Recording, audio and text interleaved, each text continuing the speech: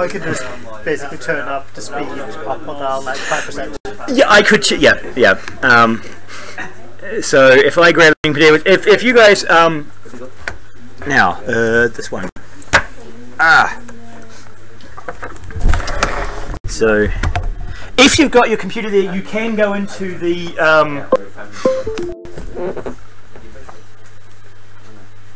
okay.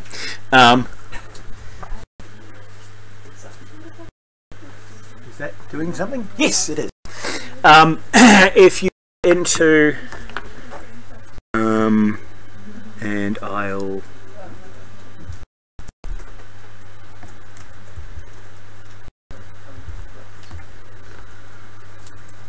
okay, why is it not giving me my two screen option? Okay. If you go to Blackboard and you go to learning materials and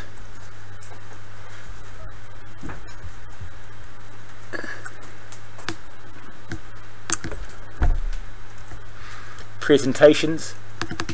Oh, missed it. I think I put it in here. My machine seems ridiculously slow. Yes, there they are. So, for all of you who want an overview of ethos, logos, and pathos, it's in there as well. There's a link to a video. There's the link to the logical fallacies, which we can also then talk about after we do this William Wallace video. Now, there is another reason why I'm specifically allowed to use William Wallace as a video. So, someone has their volume on. Excellent. If we all pressed at the same time, we could play it all at the same time. Then you wouldn't need speakers. Hmm? Then you wouldn't need the speakers. So, then you wouldn't need the speakers. No, everybody would have it coming out of their own machine. That's on, that's plugged in. Volume. Right. Okay, and duplicate. And cell size, and volume.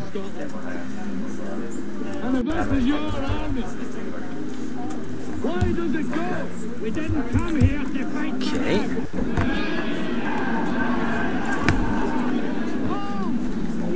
Too many.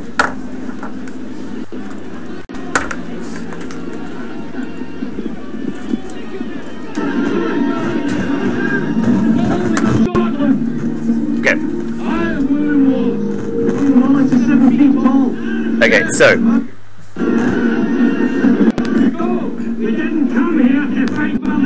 okay, right, so we'll go from the beginning and I'll try and deal with the volume issue, which Presenting ourselves on this battlefield, to give you thanks, this is our party. To join a huge army, to do homage to Scotland.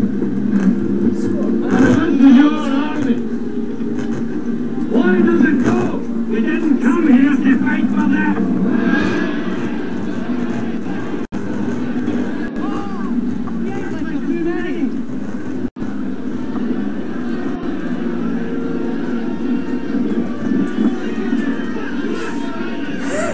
vacancy. Sons of Scotland.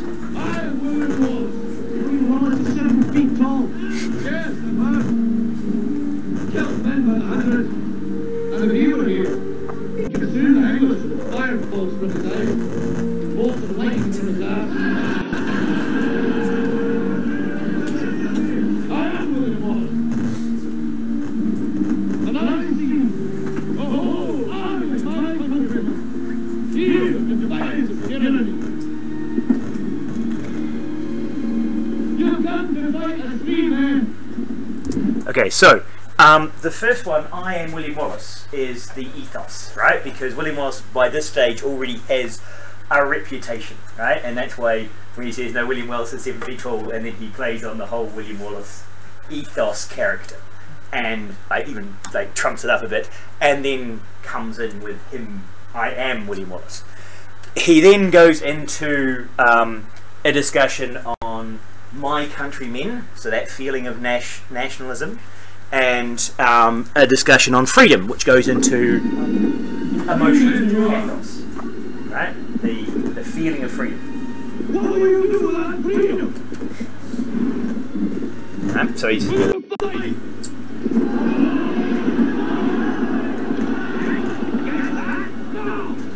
will run. And we will live. Fight the midnight.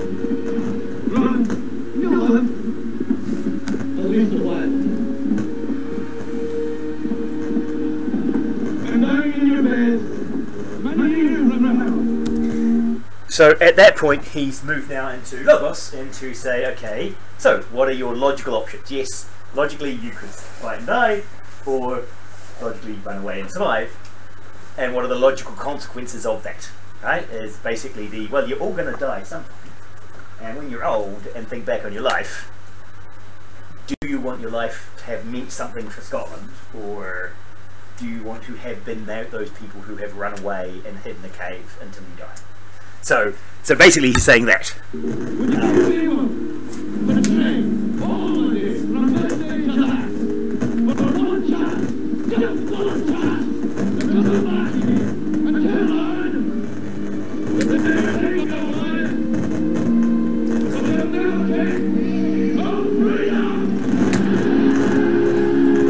So a final appeal to pathos in the end, the feeling of freedom.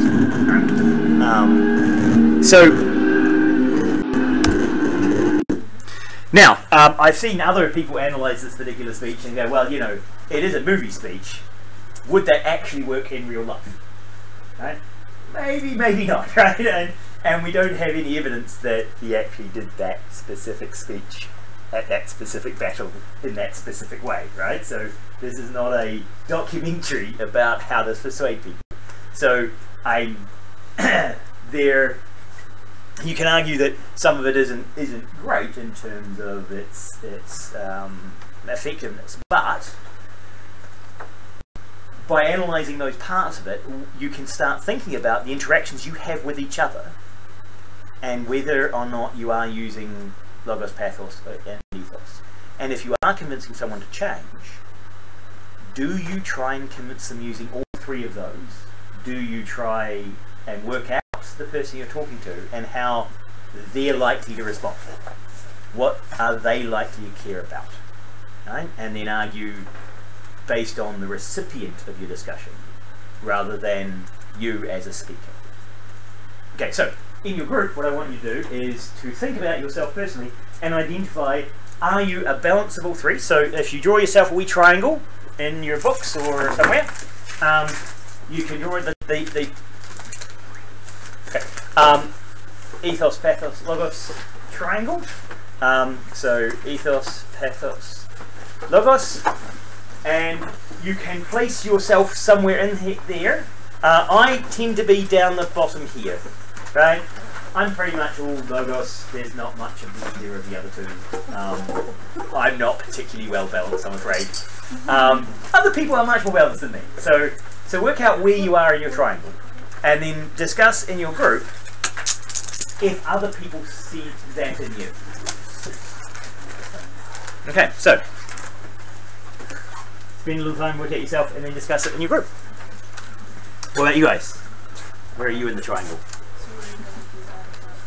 So,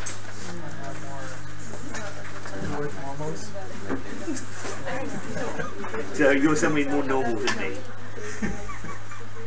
Yeah, I have an extra term. Hmm? I have an extra term. Almost. What's that? Mimosas. Not mimosas. There's also cryos, which is the timing of your talk. But that's more. Yeah, cryos is the timing of what I'm getting, right? So ethos, logos, pathos, and cryos. Though sometimes you don't have control over grass. You don't control wind. But when you do, that's also a persuasive thing, is making like timing. So the when you interject is critical. This is a bit like when I just ask once what I want. Just like ask a little bit first, and then if I manage in that,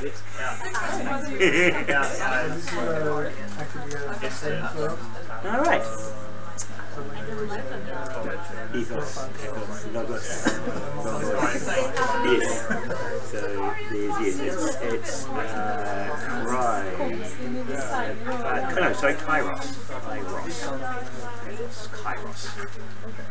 Kairos. So, yeah, no, I tend to hear. Where do you think you are? You tend to listen to you do have a bit. yeah, I know. But also, right, so you're moving in that direction. You're moving away from being too much.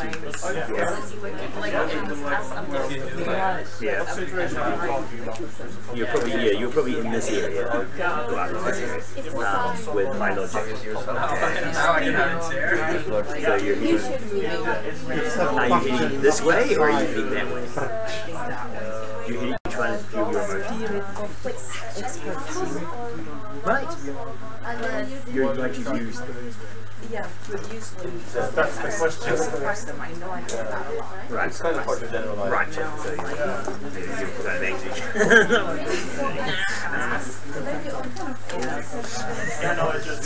squiggly wiggly things. Yeah, I know when like this thinks I don't know, but like this is actually but when I go neither of these you have any influence. So you're fully there. yeah. Nothing to do. Here I can never say that. Where you guys say that And also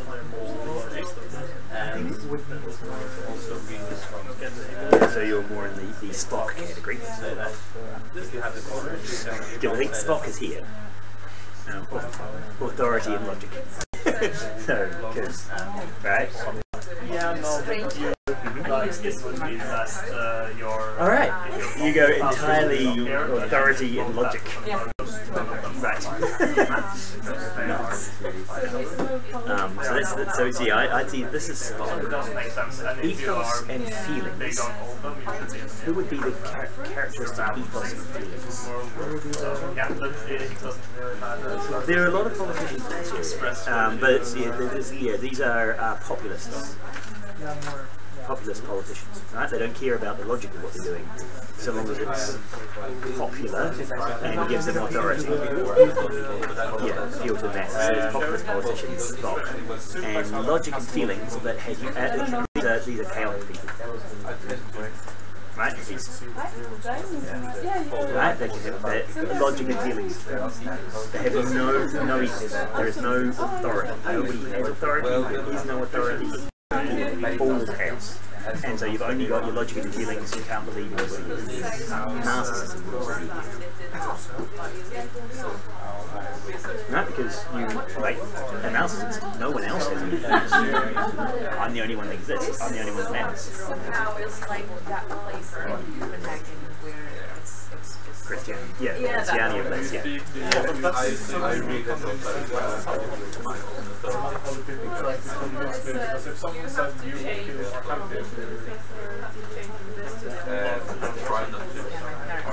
that's a deal. That would be ethos, would be company policy. Well, company policy.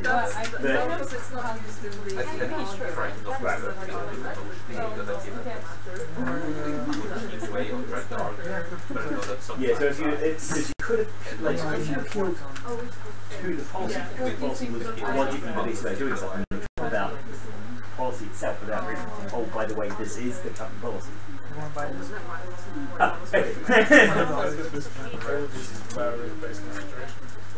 Right. Very promising.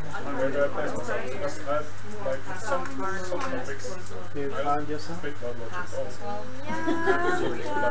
It's very important. But if we're discussing Really sure. Even when it's really well Stops in life their are quite logic, their like different. own logic and I guess it's quite different in behavior. so but not all of them do, because I also choose my team. Yeah, you choose your equals, so it's not just straight. Well,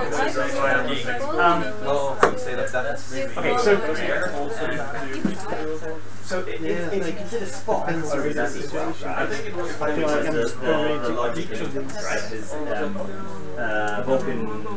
so in life it's like So what would be over here? but if we are talking Yeah, because no, it's like the most closest to me is the authority that logic. But if we are working with people, so it should be turned down. Logic, authority. Yeah, it doesn't matter who writes it, just you make it dynamic, like this, you put it on each corner of this psychological disorders. so it's not One I discussion like it, is like not that you have, that's fine. sociopathic I don't have logic. It's that You don't have when you love. don't change based on the situation you're in. So it's not what emotion you get that determines whether or not you're an narcissist or a sociopath or an altruist or anything. Yes, if you are unwilling to change, that's the fault. Of course I would listen Well, it would indicate that if you never change your position, you have a psychological response. Because you're Yep. And I'm the first person who says like, hey, maybe this is different, right?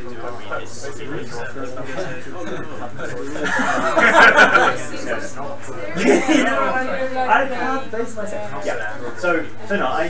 The thing is that also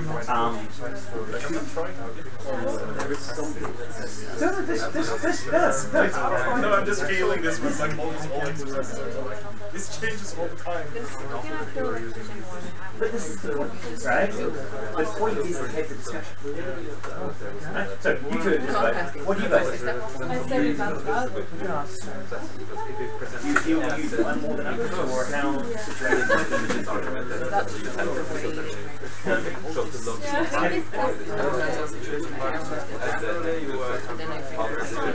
But I'm not sure. So I know I have a preference. But you know, as you're saying, buying candles, I don't really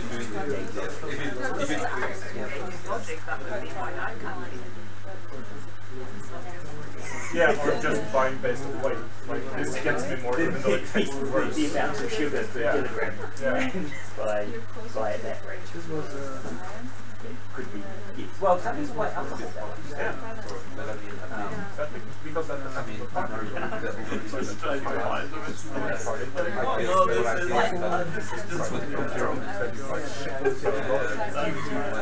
Quite a high percentage you can find.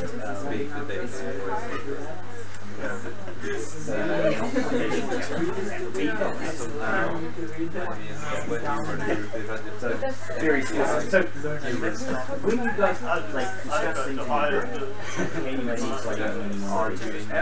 my mistakes.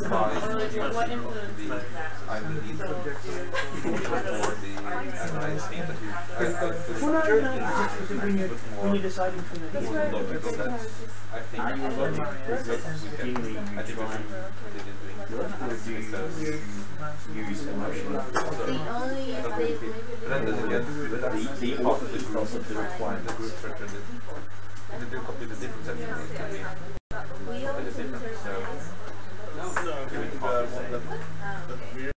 We have actually changed them up when we were discussing the because we're doing logic rating what we have time for, which we use to kill the ideas that are too extravagant. Okay, so And then we have one of the things that for people who are struggling, because we've had an interesting discussion here as well. One of the characteristics of a pathology is that you don't change your approach based on different situations. Right? So when you have a look at the triangle and I say, you know, in this corner is the ethos logos corner is Spock, who is just status and logic, supposedly. He does actually learn to have emotions, I think, over the Star Trek universe. But that you could see that as being, if that's the only way you ever deal with situations, right? That could be a problem. In the no ethos category, there's kind of narcissists who have and chaotic, and people are interested in anarchy, because, you know, no authority has any authority. I'm the only person that exists. I should never listen to anybody else who has any experience or has any knowledge of things. And the emotion and emotion and authority tends to be like populist politicians, but I'm not sure what the psychological disorder is up here, but I'm sure we could find one. But what I found, so one of the pieces of research I was reading on was saying that actually it's not that you have particular feelings that make you a sociopath or make you a narcissist. It's that your inability to change based on situations you're in creates what we consider a pathology, a psychological disorder, is the inflexibility rather than your current position. Right? So being depressed, right? Just because you're feeling sad today doesn't mean you are in depression. Right? You can have a bad day.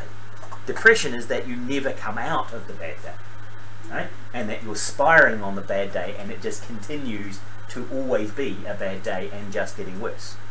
So that inflexibility to move into a happy situation and be happy is what we sometimes mean by pathology. So basically, I tried to all turn you into pathological crazies by getting you to place yourself in here. Really, you should have a, how do I move around this space?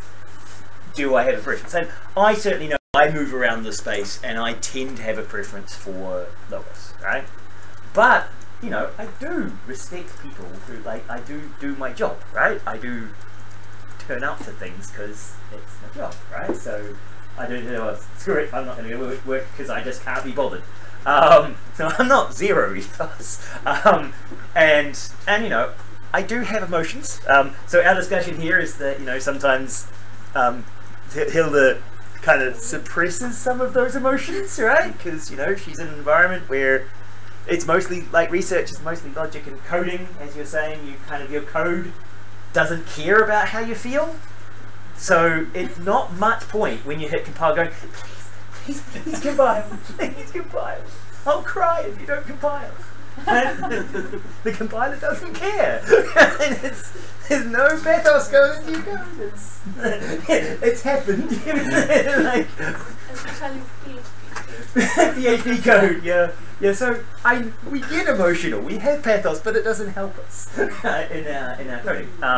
So this is you will notice that you will move around things, right? In some situations you'll use some and others. When you are in a situation where you have to convince people of other things, it's useful to structure and think about, are you appealing to these different aspects? Right? So when PMS wants to give feedback and he stands up and says, as class rep, I need to get some feedback so that we can improve the course, right? And make it better for students in the future, right? That would be ethos, logos, pathos, right? All in basically 2 sentences. So you can, even within your own conversations, just think, okay, how do I say why this is important? Like, who's saying this? Why, like, what we're going to do and why it matters. Okay.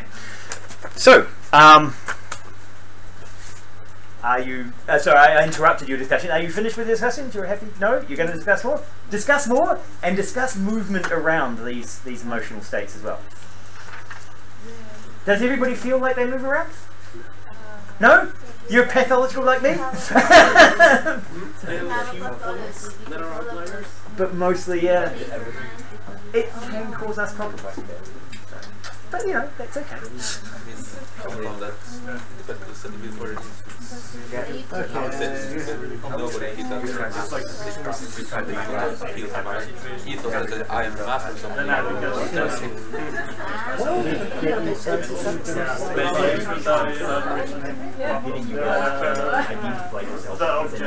What situation?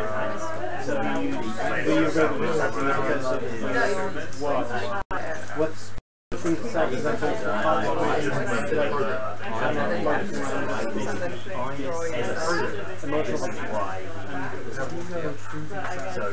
your job is to do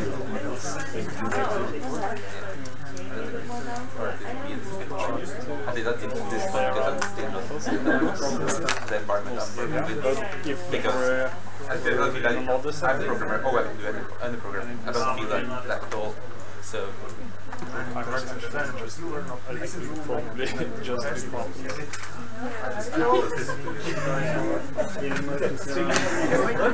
you have a functional connection with someone. taking that sort of structure around how you use it. So and you have a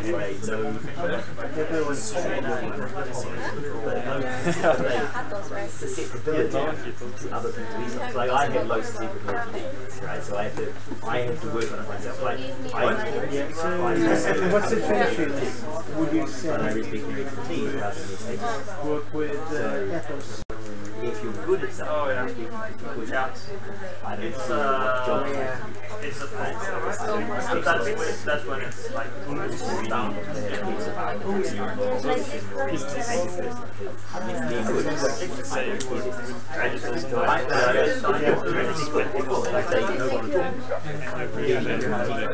Yeah, you can also make it a way to someone or something. I use my authority.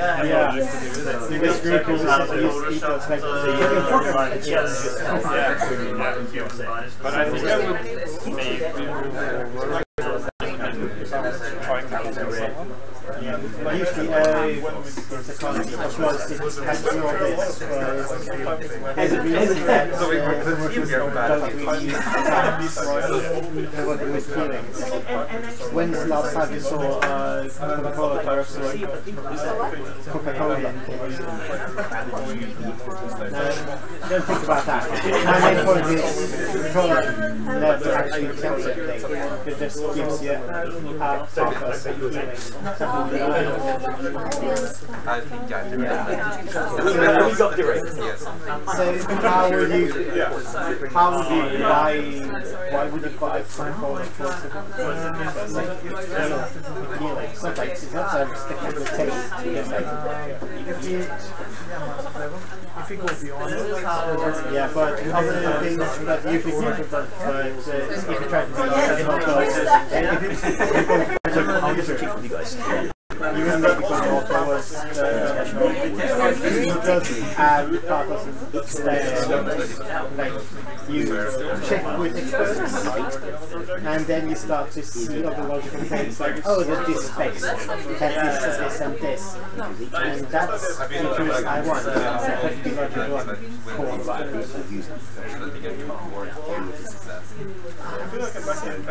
for so have you had any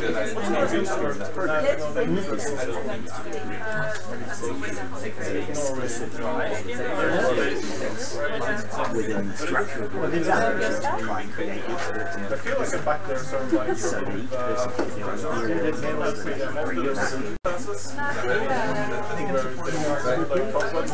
I said nothing. I mean, they could do but it was funny I don't know, you just started to look at me, you thought you were made, then it's a rush,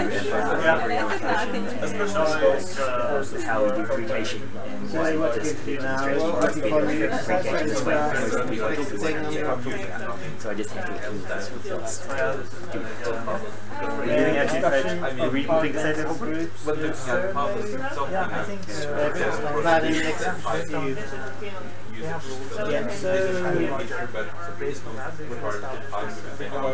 give more insight of how you want to whatever he said about it.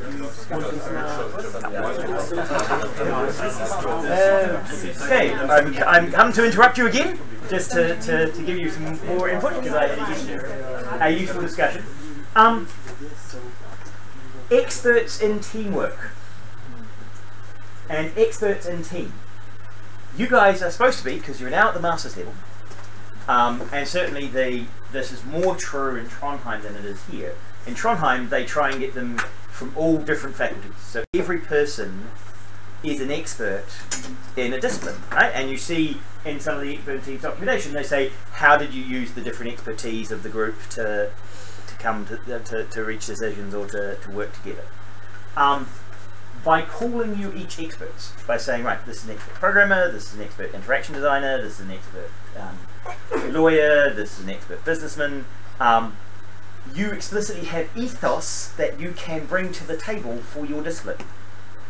Right? That's, to some extent, the whole point of trying to put experts together in a team, is to give each one of them the chance to use ethos in their arguments. To say, well, you know, as a programmer, we'll need to do this, or as an interaction designer, this is the better way of doing this. Right? And actually reflect back to your personal, your own power as an expert. And this is one of the things that needs to change in your brain, going from a bachelor student to a master's student when you graduate by the end of these 2 years, is you have to feel like an expert. And so a lot of you come out of being bachelors saying, oh yeah, I can code a little bit, but I'm not really very good at anything.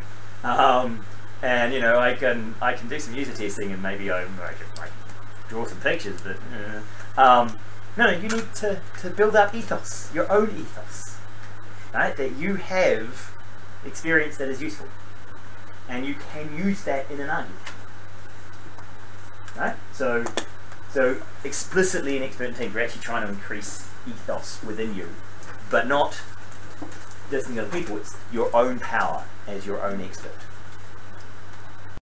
Okay, so so that's I know that there is at least some people who don't agree with this statement, but how many of you feel like an expert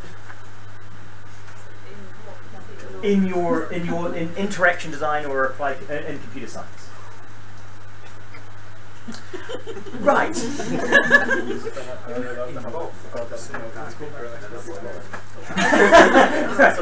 It's not quite the same, you know, if you understand quantum mechanics, you don't understand quantum mechanics. If you think you understand quantum mechanics, you don't understand quantum mechanics. It's not possible yet. So no, is it possible to have the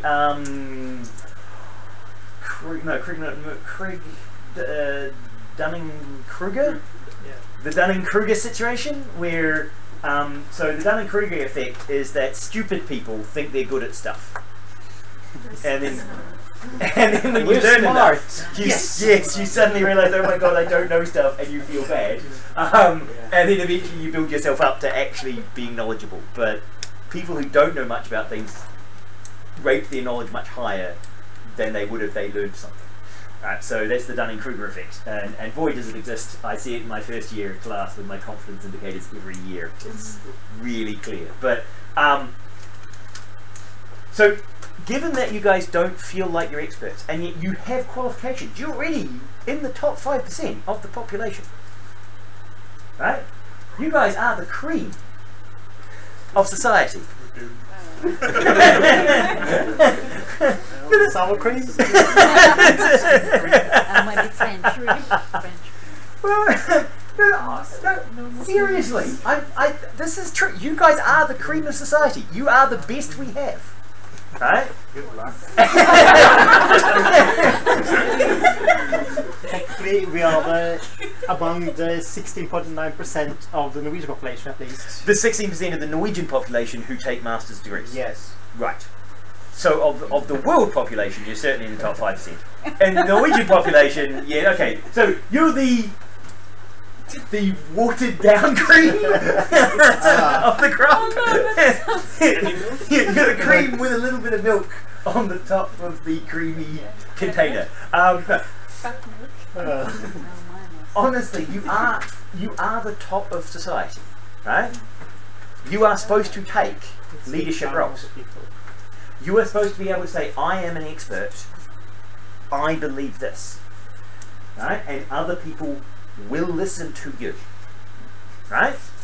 Because you will have a master's degree. This is the point, right? You will be able to say, I'm not just a normal graduate. I've done postgraduate work. I am an expert. I know this shit. Right? That's where we're supposed to try and get you to. Yeah, t-shirts. So yeah, well, if it's your own, you probably do know it because you're intimately attached to it. But so yeah, if this is what you are doing a master's. You're not just doing another bachelor's degree, right? We are changing you from being someone who listens to other people give them orders to someone who takes initiative and does what they think is right and tells other people what to do. Right? That's what you signed up for, right? So at some point we need to move you from you guys as a group from saying, oh, you know, we're not experts on anything. No, don't listen to me. Into the yes, I can do this, right? I know this. And that is the move to ethos, right? That is the move to your own personal ethos and being able to state to yourself that you can do something, right?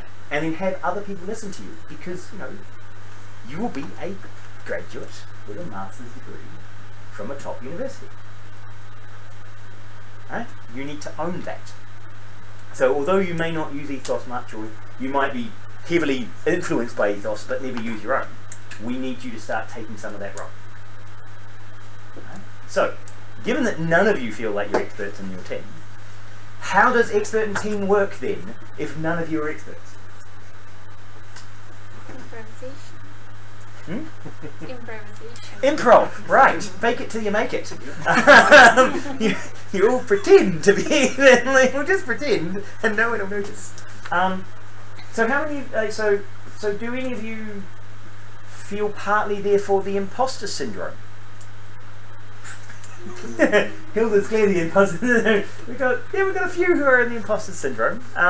You all, because I introduced the imposter syndrome? Yeah. Yes.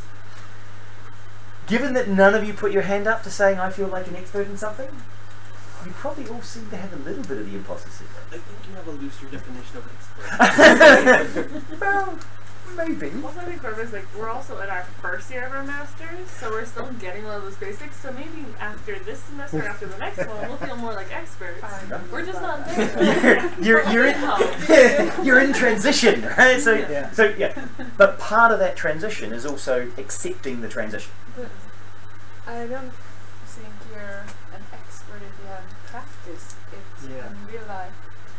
Like, for me, after I graduated, I have a degree, but I can't say, oh, I am an interaction designer before I have worked with it. Like, how can I, So, you know, just because I have a degree doesn't, I don't believe that people should like, wow, there's Anne-Marie, I'm gonna listen to everything she's saying because she's an expert from NTNU. I don't want to be that person. You know what I mean? Like, I know exactly what you mean. I'm just trying to work out how I say this. In the application course, everyone who's writing the reports we're looking at there are also experts by that definition. So you should repeat everything they say. Okay, so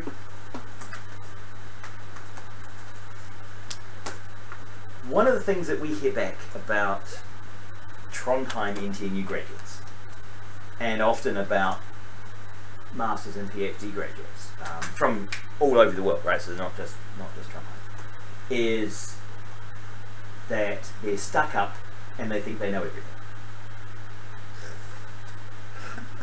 Right? This is it's a general complaint from industries about people with PhDs and also certainly NTNU, because they spend quite a lot of time building up their students so that their students believe that they are experts when they leave at the end of their masters.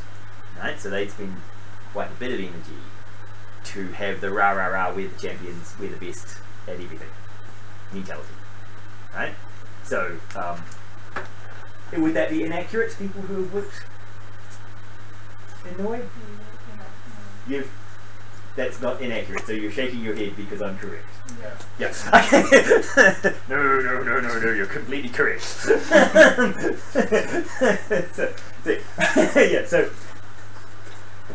So you're right, we don't want you to be that person, right? So as you said, I don't want to be that person. We don't want you to be overconfident, right? But we also don't want you to be underconfident, right? We want you to be accurately confident. And you're right, you can say, you know, I have this theoretical knowledge, I haven't put it into practice yet. So you can say, well, I'm not an expert yet, but I have the basis to become one, right? And so that's accepting that you are part of, in that transition is part of it. But also being able to start to say, well, you know, I have something to contribute. Maybe not so much someone who's already done this for 10 years, but certainly more than someone who's never thought about it before. Right? So it's that transition. Well, I know I have a friend who actually graduated from a master's in the US about a year ago. Right. And she's actually having a problem where she's good at what she does, she knows what she's doing, but the people she works for, just because she has a master's, they finally gave her close to a pay raise that's close to usually the minimum someone with a master's degree gets. Right.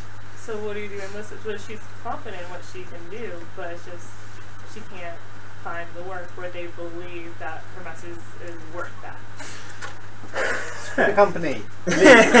Yeah, so in pay negotiations, one of the only ways is to walk. And certainly one of the biggest problems with student groups, right, is that, you know, if you guys were actual companies, we'd be able to fire a bunch of your asses. Which would be a different kind of motivation, right, in real life. And we'd be paying you to turn up. And if you don't turn up for a while, we stop paying you because you're fired, right? And we would have hierarchies where there'd be people who would be telling you what to do because they're your boss, right? This is not exploratory learning, this is doing a job. For her, the challenges in different societies use a different amount of confidence to achieve things, right? So certainly my experience of American society and of salesman society, so when you look at salesmen in general across the world, they massively oversell, right? And so but everybody knows that they're massively overselling, so you have to claim that you can do it in 10 months, right? You say, well, we'll do that in 10 months, right? And everybody else says, oh no, we'll do it in 9, and oh, we'll do it in 11, right? And someone looks at it and goes, well, it'll actually take about 2 years, right? Now, because everyone knows that the salesmen are underestimating, they all know that you're going to have to double any number the salesman gives you, right? So when the person says 2 years, you double and say, well, that team will take 4 years to do it, right? So it's wrong to be accurate because the people you're talking to aren't looking for accurate. They're making an assumption about your number will always double, right? And so unprofessional. Extremely unprofessional, right? But that's unfortunately the environment that particular groups are in, right? Where they have these norms of behaviour. So the norm of how overconfident you should be. One of the challenges that we see is that women tend to be more accurately confident and men tend to be overly confident. Particularly young men tend to be more confident about their abilities to drive, for example. To crash a lot more and drive faster and all those sort of things.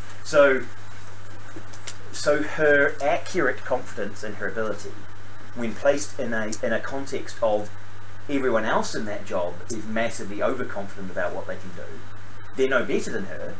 It's just they pretend to be, right? They sell much harder than she does because they overstate what they can do constantly, and they can only ever produce as much as she produces because she produces just as good work in equal or less time, right? But she doesn't oversell it. And so when the managers look at it, they look at what everyone is saying and say, well, she's obviously the weakest because she's not overselling, right? Which is unfortunate and would be better if we changed society so we didn't have to oversell to be considered normal. But yeah, again, you have to look at the environment you're in rather than rather than just your own necessary accurate confidence, sometimes you have to look at how confident you need to pretend to be. And so for some of you, you might need, if you've got a bit of imposter syndrome yourself, right, you may need to start being more confident than you feel comfortable, right, into that non-comfort zone. Probably also sort of relates to like experts only fields, because you're often like told by conferences, etc., that, you know, don't do this unless you're an expert. Which means that you shouldn't approach it, but like no one became an expert by not trying that stuff out. Yes, yes. So like keeping expert as a closed group, and it is a challenge, and I think understanding these persuasive mechanisms and understanding the role of using your expertise in the team that you're in, and saying, okay, this is an interaction design issue. I'm the interaction designer in this group. I'm going to have to use my expertise as part of my argument for why we should do it the way I think we should do it. Right? And certainly for programmers, you may not be able to go to Logos because you may not be able to talk about case coherency to your artist.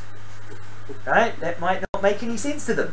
So there's not much point in going to Logic and Logos to make your argument. You just have to say, well, it's just the way it is. It's just the way, I know this stuff and this is how it works. And that kind of has to be an ethos debate, right? So that's when I also think about these things, I want you to kind of take that into consideration. It's actually really telling that none of you feel like experts. How much do you think you should feel like it? Like, should we be doing what should we as a degree do more of what NTNU does and pump you guys full of confidence to make you feel awesome? My bachelor program did this, which helped me have more confidence, is working with actual people in the community. And every single design class I had, we worked with real people in the community. We didn't necessarily always use our stuff at the lower levels, but like my final web design course, we literally redesigned an entire website for the city. Right. And they're using it. Well, they're implementing it very soon. Right. So, but it's like that helped a lot of confidence in my program with our skills. Like, we actually know how to work with them, especially at a bachelor level. You've never done that before, and so that helped our confidence a lot more and our abilities, because we know it's not just theory; it's practical, and we've actually done the practice out of it. Right. So that was more accurate. Training you on accurate confidence by giving you real examples that you actually really did, and so you're able to build confidence by doing something practical. Yes. Yeah, so basically, as she says, it's a concept of we've always been told that no, you don't learn shit in school. Always come out like we need to teach you all the stuff in the company after we hire you. So basically, we told no, we can't be experts because we have been out there, know how the field works. You don't become an expert till you've done it in practice. So. Yeah. And then it was a technical complex boost to actually get out into the real world and see that I actually want it. So. Yeah, you actually went after that first 6 months and saying, wait a minute, I can do this stuff. Yeah. I'm actually confident. Also, I feel, especially in programming, you get the image that everything is like super complex and everyone has figured everything out. So for instance, like in the algorithms course, you know, you're introduced to like sorting algorithm for one day, and if you don't understand it by that day, then you're stupid, obviously.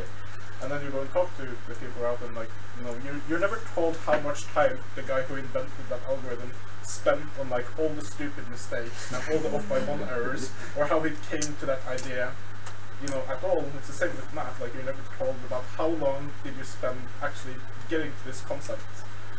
So they seem like superhumans because they figured this shit out, and they did it like apparently in no time because you're never told How long about it them, and their programs have no bugs, etc. And then it turns out, no, in reality, that's that's not how it is. So the bar for expertise, when you're talking about where my bar for calling you guys experts is, and my bar is much lower than society has trained you to think. So I'm willing to say that you guys have expertise in some stuff, and you're not willing to say that yet. Yeah, we have expertise, but not expert. That's two different things. Yeah. We know stuff, but we're not experts necessarily. Interesting. So yeah, that's an interesting use, how those words get used. So, but that would mean that you guys. So in your group, you haven't used ethos. Who's used ethos in their arguments in their groups? So you've used the I'm a programmer, this is how we're going to have to do the programming. You guys are using ethos, you guys have used programmer? Oh, he's used the interaction designer. You guys have used programmer and interaction designer ethos, saying well, this is how programming works. And so you are using ethos. That's good. Okay. So, I think I'm just keep going. It's 10 to 2. Yeah. So these guys are going to have to go away at 2 to go and do a meeting up in Trondheim. So my thought was so there was one other thing that I really wanted to get through today was we were also talking about logical fallacies. So what we can do is, if you haven't seen the extra credit stuff, you can go online and click the link and watch the extra credit stuff, right? And see the 5 logical fallacies that he goes through. And then what we'll do is we'll have the break at 2 till 3, and we'll let you guys work on your projects and watch that video and actually get some planning stuff done.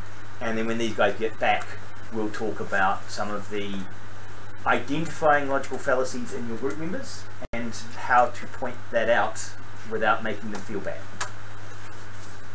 Okay? Are we also going to be doing the planning of the last 5? Yeah, and the planning of the last. So from 3 till about 3:30 we'll do logical fallacies, and then 3:30 on you can plan out the last days. Okay? So you guys can have an hour of additional work time to do stuff. So we need to take that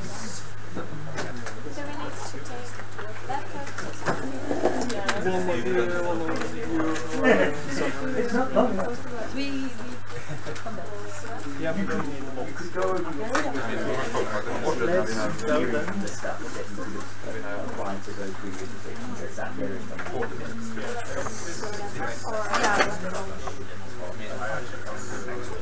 okay, so this was useful. But you can understand. I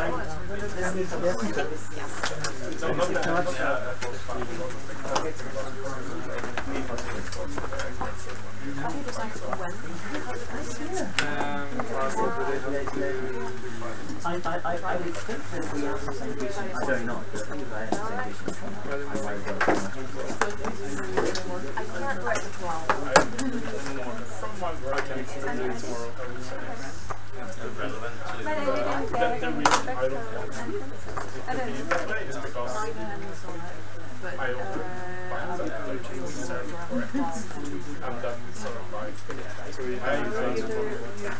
For me, if I find out that my expert is wrong, that loses way more credibility than him being confirming like acknowledging that you aren't necessarily correct. For me, that's like that instantly boosts your credibility. It's not the other way around. First authority. I don't know. To do something in 1 hour.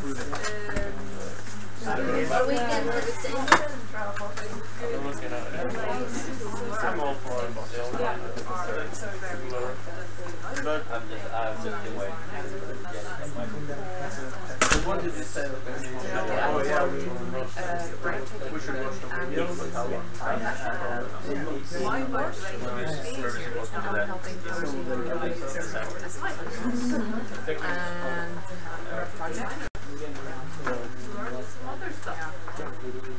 And so, you would then check your system. If you don't know that you have received yes, some of the stuff. So because I do this conference in choice marketing that I've been doing for 9 years in first year and the 3. Recently, I found a paper that was saying that the accuracy of your confidence in your knowledge is a better predictor of your future success than your current knowledge. So what you know isn't as important as being able to know what you know and what you don't know. That accurate measure of and therefore saying, well, you know, I know those things I need to learn. So for the in this case is if you had a student who scored 70% on the test, right? But they were able to say exactly which 70% they were going to get right and which 30% they were going to get wrong. Right? Notice that I didn't know that. Or a student who gets 80% but has no idea which of their 80% they're going to get. Right? For them, all of it is equivalent knowledge, no idea what it's about. When those two people try to increase this person who's got 70% focus on the 30%, say, well, I need to know this stuff to get there. The person at 80% has to do everything because they have no idea which bit they're not good at, because none of it, like, there is no differentiation. So the person who is at 80% just has, like, they have to study everything to try and make small improvements, whereas the person at 70% can focus on just on that 30% they need to learn. They learn that, and by next year they're ahead of the previous year. That's what I am. You've identified the bit that you're going to struggle with, and you're working on that. So yeah, so accurate confidence is really important. So you've come and saying, well, you know, I can do some of these things, graphic design stuff. Pretty confident. Certainly willing to learn, but no, that's this is the whole area I want to learn more about that. So that would be very clearly identifying what you're comfortable doing and what you're not. That guy with the robot voice. So yeah, no, and did you watch propaganda one with China? Yeah, that's with that guy standing on the. Because you've only been just it's like yeah, and I suppose that's why I also relate I can't remember to the way that NTNU runs this as a 5-year runs. Most of their degrees is 5-year degrees, so they try and run the most 5-year degrees. So by second semester, 4th year, you've been believing yourself to be interaction designers for 3.5 years. Okay? And so you've been saying to everybody around you, oh, I'm studying interaction design, I'm studying interaction design, I'm studying interaction design. You've been saying that for 3.5 years. But that's what you say, what are you good at? Oh, I'm interaction design. Because that's what I've been doing for the last 3.5 years. Whereas you guys, having done other degrees, come in and say, well, no, I've been doing this for 6 months. I don't know if we'll get there. I'm not really good at things now. I mean, I'm in a couple of years' time. So, even though technically you're still at the same skill level as the other master students. Yeah, I don't get some people used it a lot before too. It's that you haven't been saying to yourself that this is what you do. But did you have to look at it? Then we started pointing out. No, that's the and you still don't feel like you're really good at proving that. No, I'm starting to say that I'm like currency. Yeah. Well, I know I was in for so yeah, back at 3. Yeah. For Marie, because you know that's why I went out and worked in industry. I should feel I should. No one is part of this group as a lecturer in game.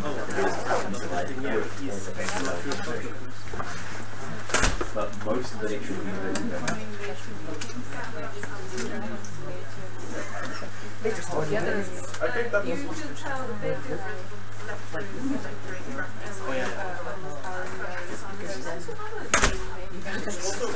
just contributes even more to they were saying that the industry because they know that you potentially learn stuff that are whatever because that's I mean, you can get one set like before and set up, you know, for the next one because that's always you know, but also if you're saying that they're like after taking no, even though they have people that are saying that they are. Yes, that they're trained to the plus. Yeah. So for the other purpose of expert methods was to make you better at working together in groups, right? To get your experience of doing that and reflecting on it. And I think you're probably right. The idea of that you could learn to be an expert at working in teams from a one semester course. Instead of, because when you have to repeat yourself, we might give you some tools that once you're actually out in the industry and working, and worked in a number of groups, and through some conflicts. And then you have to say it again. I hate it. Now I'm starting. What I just said. So, but yeah, we are trying to give you some tools. Right? So some of the stuff we can do today is about giving you tools. No, I'm not talking about you, but some. As either senior people or people who are you can start trying to modify your groups. Yeah, this is like, I think sometimes it's subconscious. I'm actually trying to toss the whole, as we talked about stuff in the car, so if I want to try to toss that down to the people who are in second grade and first grade. So notice that I've been gotten more confident about in my abilities ever since I joined Twitter.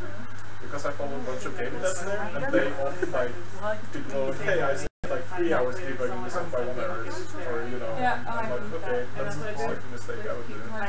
So you're the power that creates that, and you just spent like 3 hours debugging what everyone's supposed to see is an obvious mistake, and then you start getting the picture. Oh, actually, this stuff, you know, is complicated. It's not just. That's just like, look at this ridiculous piece of Yeah, I think that's not made by me. yeah, Right, so the experts like trash you. like that happens as well. So for instance, is actually like known thing and there are a couple of people who are trying to do something about it. I suppose openness and transparency in process. Right? So one of the things that lecturers are not supposed to do, which is dangerous, is to try to right? You go in and you start trying things and proving yourself in the class to show how you're not particularly good at doing it, right? And you make mistakes and you miss things out and you are transparent in your inadequacies, right? Because the idea is that you should be considered the experts and therefore people shouldn't see that you make mistakes. Yeah, of course. So, and I think in the design industry, there is a bunch of designers who don't want to show you their process. They don't want to show you their drafts. They don't want to show you their silly things they do. They only want to show you the final product in the school. And I certainly know film school is like that, right? In film school, we were trying to work out how to collaborate with them. And we wanted to discuss engagement with some of their students. And they said none of their students worked without this seemed like anybody outside the school for the 3 years of their degree. It's only their final film that's allowed to be shown outside of the school. Standalone with your own script and these are standalone points, not a network. It's the middle one. The big one. No, but those machines are on network, on the main or standalone. So if they're on network, you can use your user. Yeah, I thought so too, but I couldn't change the user, and it was logged inside.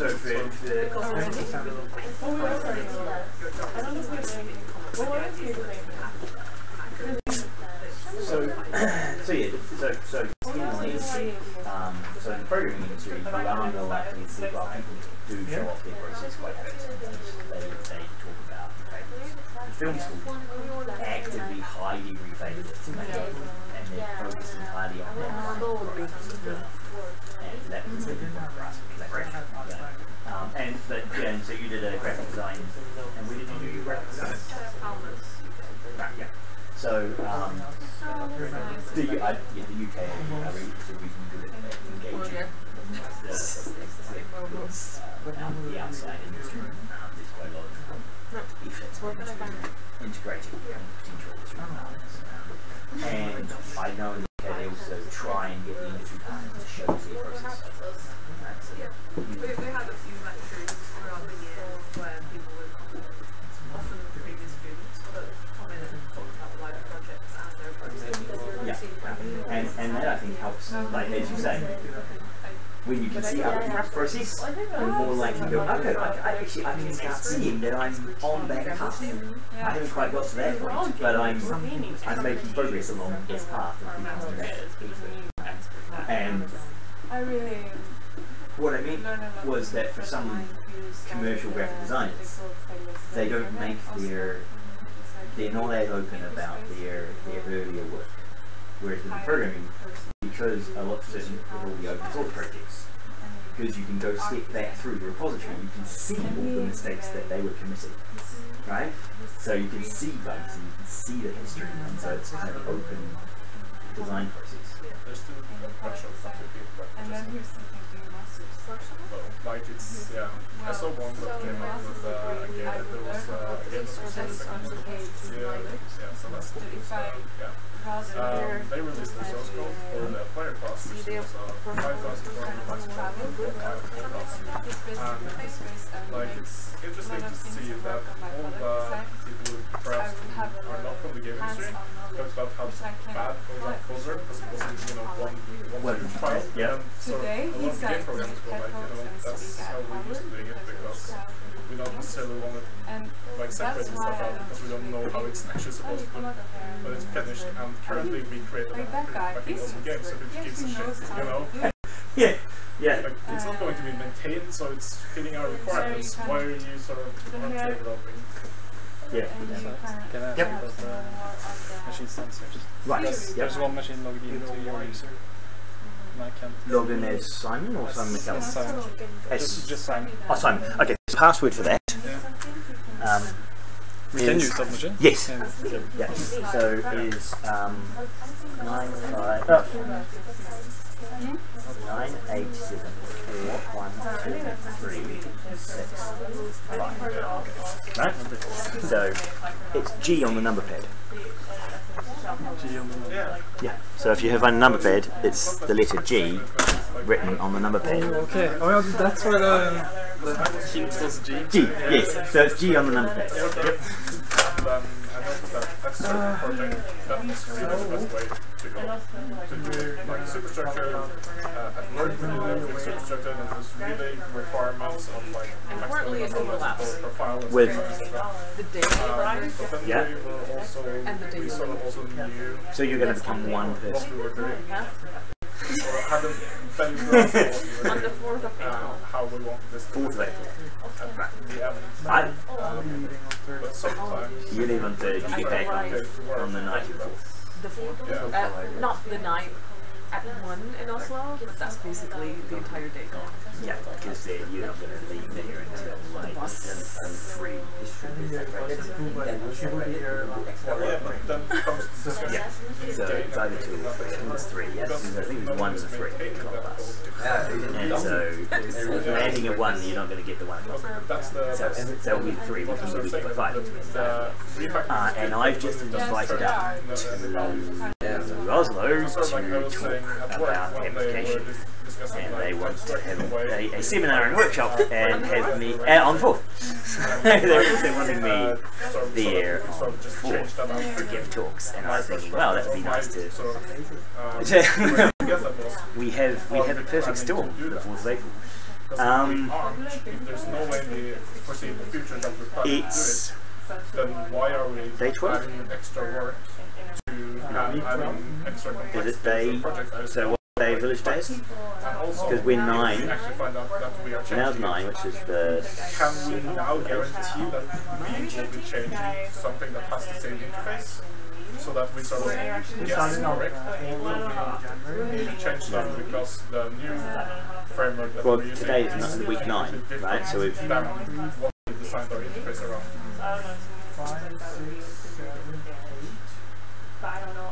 And what are sort of what are the performance considerations that we need by We are in week 9 right yeah, now. so it's 13. Well, you see, if you guys are both going to be black. I'm going to that competition in Yeah, you're going to the competition in June. yeah, you saw it. And as you saw, she didn't just talk about hacking. She just talked about So you're going what? getting it to So that's making your 21st, I'll be here morning session. If you're here to solve a problem, the code is so your job is actually to write code. To solve problems using code. How about See, I'll Yeah, it's just me. Yeah, I think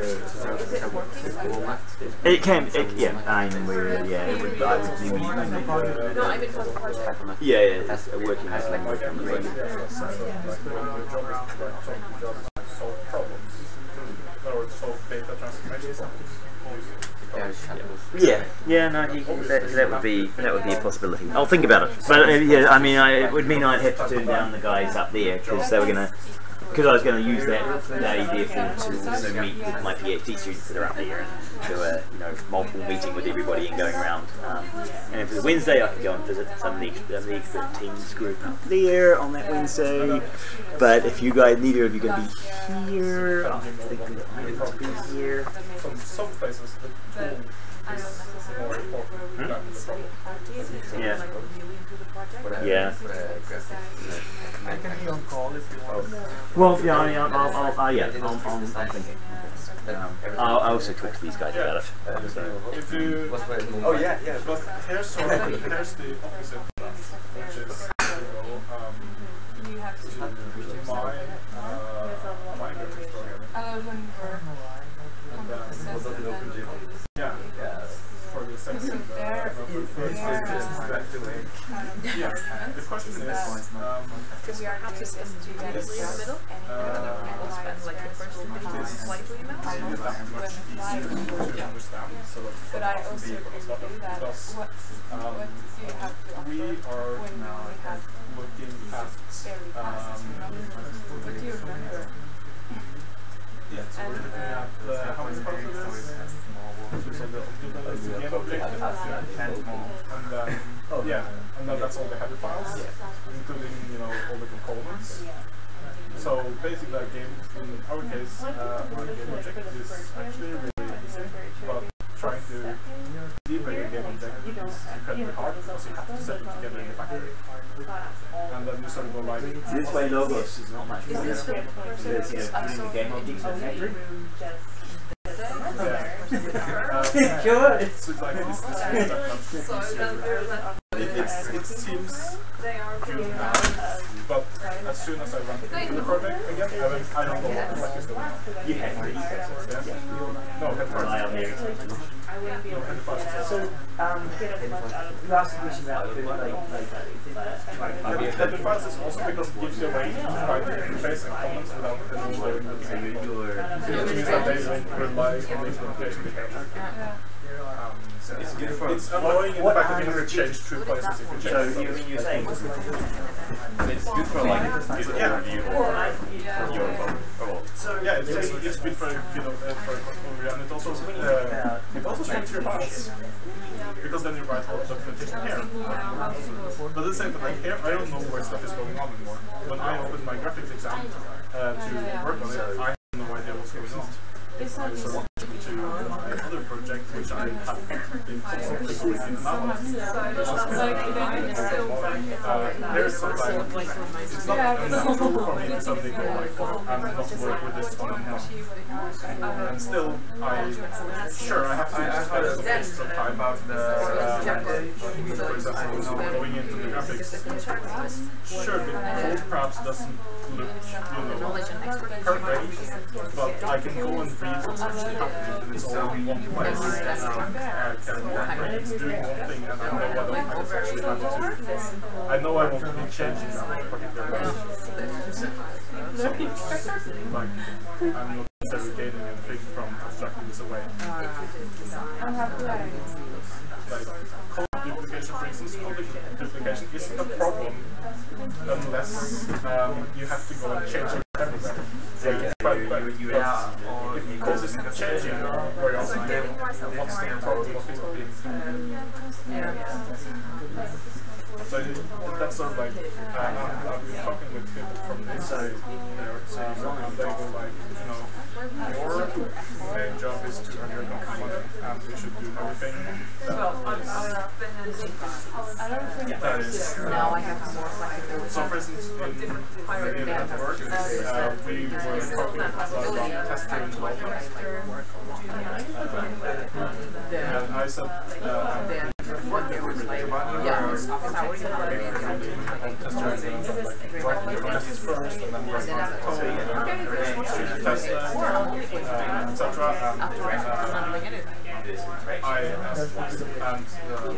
sort of the industry, conventional industry wisdom says that, you know, test organization usually have a voice. And then I was like, well, doesn't it always also introduce sort of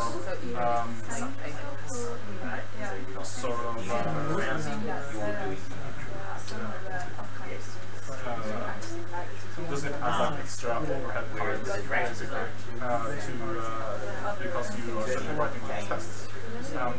Is that yeah, they don't do that great in the test development in their place, because writing all those tests, like sure, you will discover a couple of bugs, but you will also, like, say if you write 100 tests, you discover a bug as a result of one test. Then you've suddenly written 100 pieces of code to expose one thing, which means that the other 99, sure, you can say regression testing that you want to, like, if people change their code for later, then you want it to still fulfill or still pass the tests. But if you're not planning on changing that code, then you're just adding all those tests for basically nothing. So how do you deal with stuff where you aren't necessarily sure about what you're supposed to end up with? Then writing tests, how like you write your test first and then suddenly you find out, oh, the way I want to do this isn't actually possible, it's not feasible. Well, now we have to rewrite all the tests, so you're just like external stuff. So that's, and in their case, they don't necessarily have the time or money to do that. In other cases, like when I was in Imposter, that's, you know, a super high priority because they have to legally guarantee that these type of thing works, and if they make a change to the code base, that can't ruin previous results, for example, because people have bought them for a massive amount of money. But this is just business, and marketing budget is more important, and hitting target is more important than fixing one good. So it's like different requirements, different.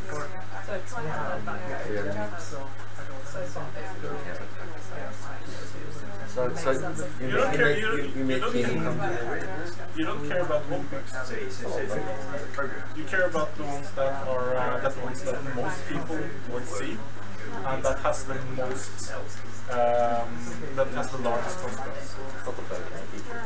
Yeah, like people in Notebook, they've said that, you know, they've had testers who found really obscure bugs and reported them. Like people, like PlayStation just like if I go in this direction for you know 5 minutes, which is the opposite direction of what we're trying to get to go in the game. If I go in the opposite direction there and then jump 4 times at this really obscure place, then the entire game crashes. And sort of technical director just went in and said, like, yeah, just delete it. We won't be fixing it because it won't affect every real customer. Like, if it affects anyone, then that's a guy who's, you know, experimenting with the game. Like, if you're playing the game normally, which is 95% of the audience, they will never experience that. So then they won't use a lot of time or money to figure out to fix it.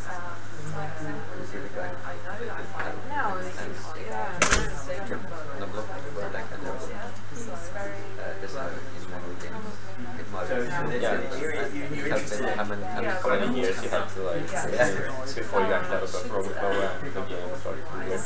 Yeah.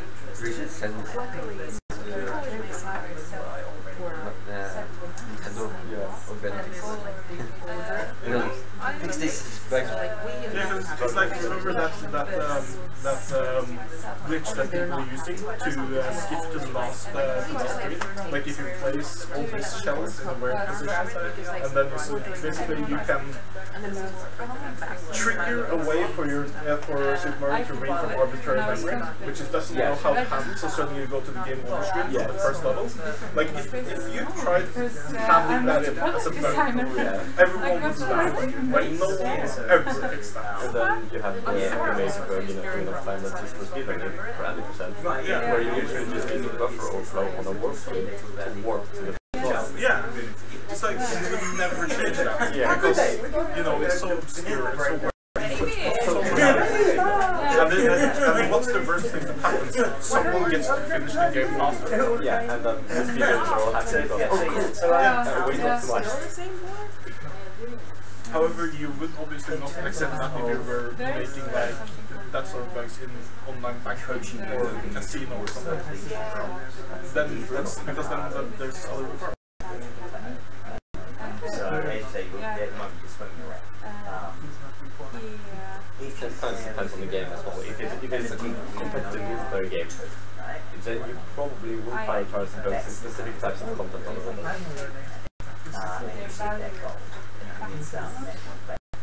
Now you've got one chance, but it's just exploding around. And like, you're still kind of a bit searching for a...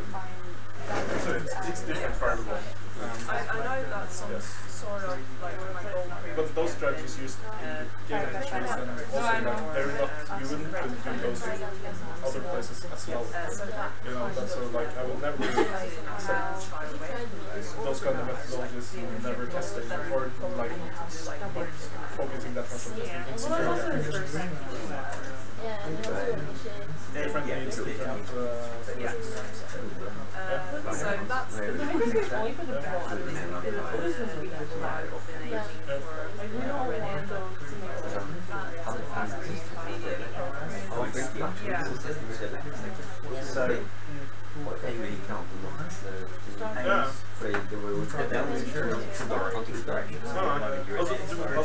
du må jo teste, og det blir jo testet. Det er bare du ikke lang tid på å aktivisere testingen. Det må du vet at det er noen kunstig kommer. Så i det prosjektet så jeg skrevet teste til jeg skrevet teste spesifikt til modulen. Og det er fordi at jeg anerkjenner at det er noe jeg ikke kan spille. Det er områder som er sånn at hvis det først feiler, så er det skikkelig kritisk å finne det også. Så derfor lager jeg også tester for å sjekke om det funker ordentlig. Men ikke fordi jeg planlagt å endre den samme informasjonen. Senere det er bare for at jeg vil være tryggere på det, og det vil være vanskelig å finne. Men sånn, jeg gidder ikke å sette opp en automatisert testing for hvorvidt det må lese liksom en tekstur fra ferdig. Men det vil jeg se ganske fort. Det skjer, og det vil sannsynligvis skje hver eneste gang.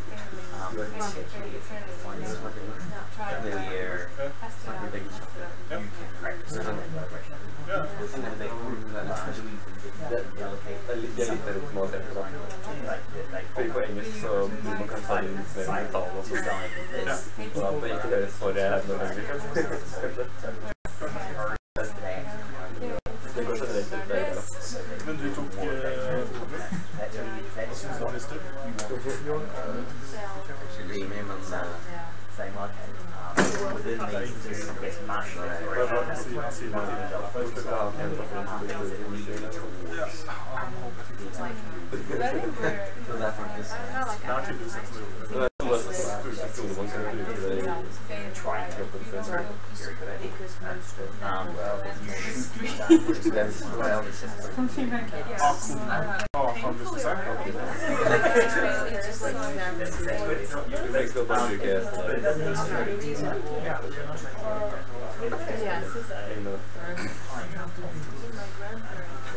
some things are research purposes, a lot of literature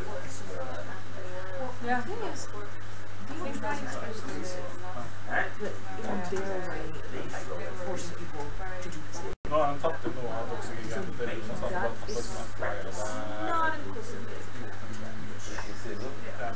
Eller altså, det står at Jonas er her, men det er sånn han har bare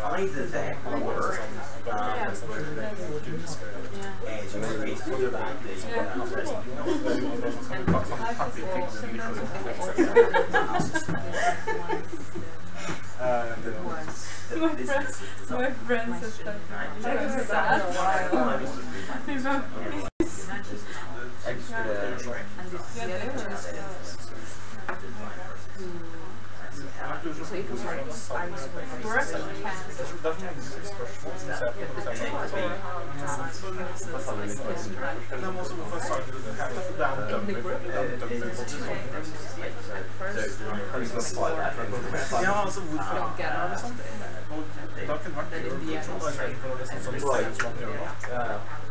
how can design thinking be applied to this information? So if you want to get more of the business stuff, start saying, and information architecture, that could be one area.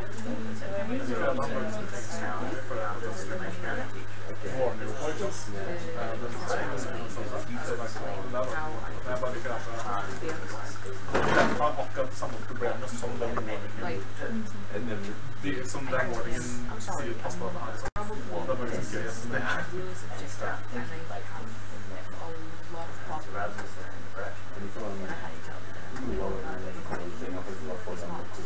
Ja, det er det.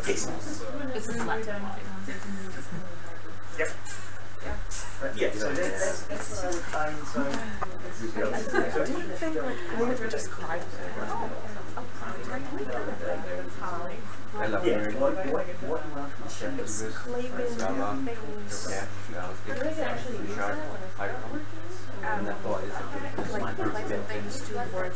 Men alle andre har sett det, det er bare at de er egentlig verre for at du har ikke noe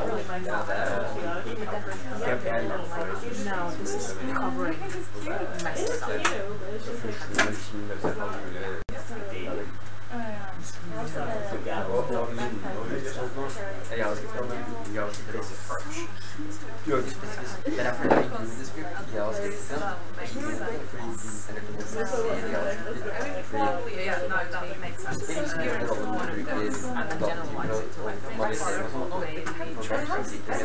Ja, jeg vet det, og det er derfor det tar alt sånn på dyrebar tid og generelt sett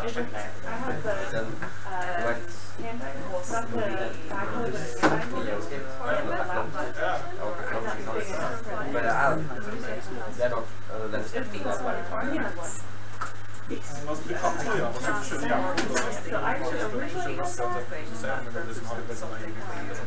men du kan gå til å kjøpe til å gjøre det, så kjeks hvis du bare tenker på hva det gjør. Jeg har ikke sett det, for jeg bruker det hender noen ganger når jeg satt meg ut som om jeg så jeg gikk i javascript for å liksom se på data for det javascript det er skrevet. Da har jeg fått klart også algoritmer som er 20 som det var først den naive informasjonen som du får fra så det jeg ser på sånn numeric encyclopedia, det er sånn inkontekst, eller det er en database over numeric sequences, og ofte også koden som trengs for å generere det. Det er sånn drittreig, sånn massivt treig, så det er en sånn øvelse som folk får seg, for å ta den koden der, og bare optimalisere, og så bare optimalisere dritt der. Og der har du en kode javascript som tok 20 sekunder å kjøre. For det begynner å ta jeg heter de 10 første talene. Ja, men det er masse, det er kontinuerlig fakultet og sånt der, så du har masse for å komme frem til hvert eneste tall, så har du 3-4 fordeler og rekursion. Ja. 10 eller 20 verdier, men noen av de tingene tar jeg blant tiden når tallene vokser, fordi det starter å bli sånn avhengig av datasystemet, så du har så for det som var hovedprogrammet var at den var avhengig av tidligere verdier. Så den regnet ut de verdiene neste gang. Og hvis du da har liksom sånn, hvis du har en kalkulasjon som er ganske tung, og så starter du å gjøre den kalkulasjonen like mange ganger som den indeksen, så får du veldig fort resultater i seg, fordi det tar sånn masse lang tid å regne ut de siste tallene. Men da satt jeg og kodet det i javascript, så det var 20 sekunder jeg startet. Når jeg var ferdig i javascript, så var det sånn, ok, nå har jeg lyst til å prøve å ta det ned til. Jeg følte meg ferdig med de generelle høydemålseringene jeg har lyst til å gjøre. Nå har jeg lyst til å se hva som gjør hvis jeg starter med compile intrinsics og de low-level optimaliseringene. Så før jeg da tok det over i C og C++, så hadde jeg liksom gått fra 20 sekunder til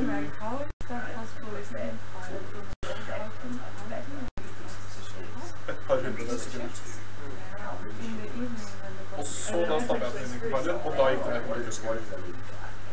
Liksom bare fordi, men det var bare fordi jeg satt og så på. Altså, det jeg gjorde av at jeg prøvde å data check design-faktoren, som var å se på alle verdiene, eller se på de verdiene som går igjen neste ganger. Hva er det du rekalkulerer?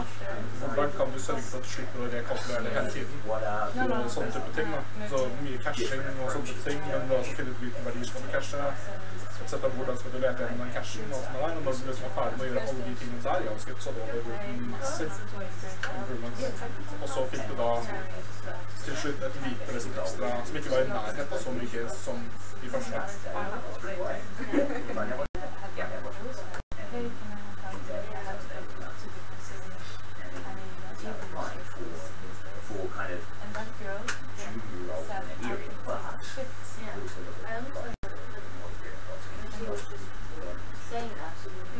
So she can actually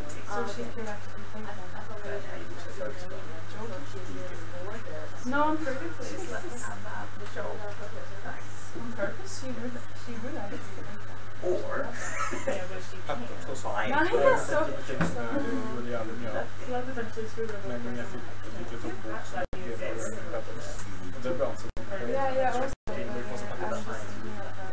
Det er liksom en grense som det må være så kompleks før det helt tatt kommer til å se det. Det må legge til masse kompleksitet som egentlig ikke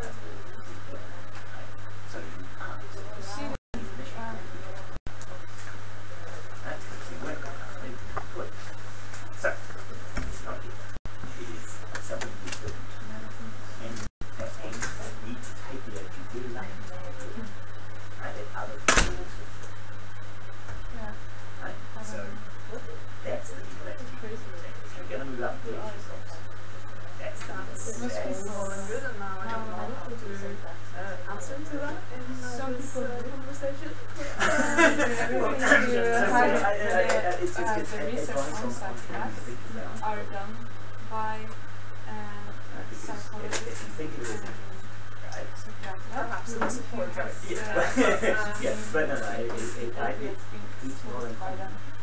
Because psychopaths will never admit to anyone that they are unless they're in prison and when they get out.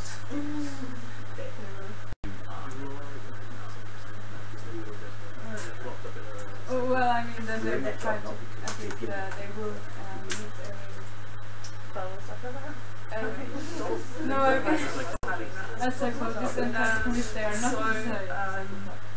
Perhaps a bit in the other direction. I don't know. Well,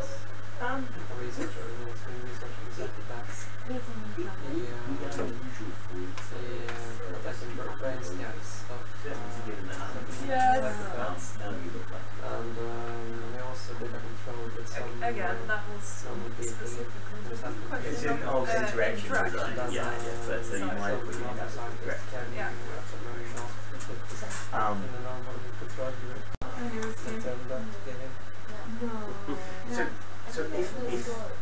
So the advice, so yeah, no, it's interesting, and I think that has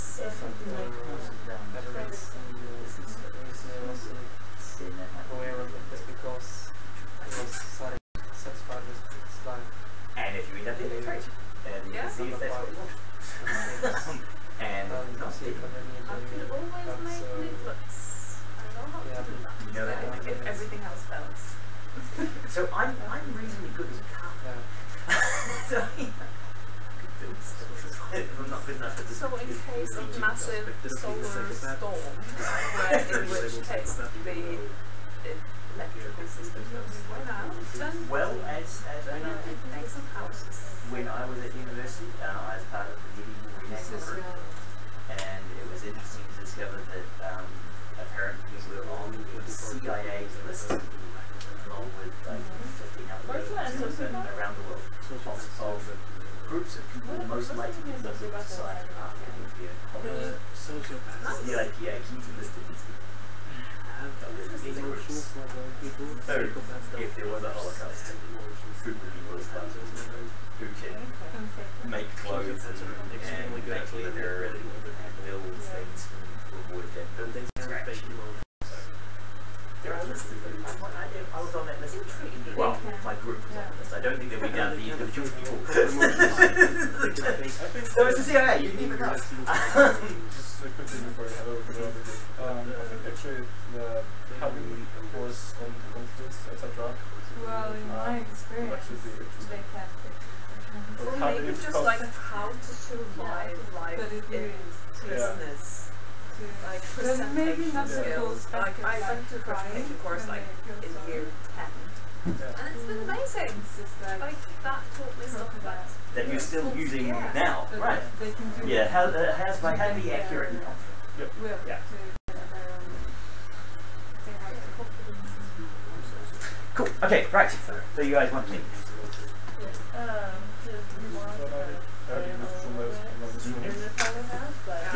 We've also made a long-term plan. I have to throw that out the window because we have space put up with the class. Yep. So, kind of wondering if we could do some time, talk about the side.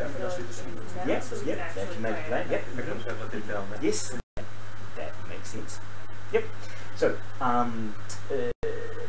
we were actually, I was just discussing over there, we have an issue with the fourth of the paper, which is the day 13. Because it looks like, well, yes, those two are and I've been invited to Trondheim to give a workshop on gamification with the PhD students up there. And I was thinking of saying yes to it, but now I don't know if I can, because you guys are here. Or 2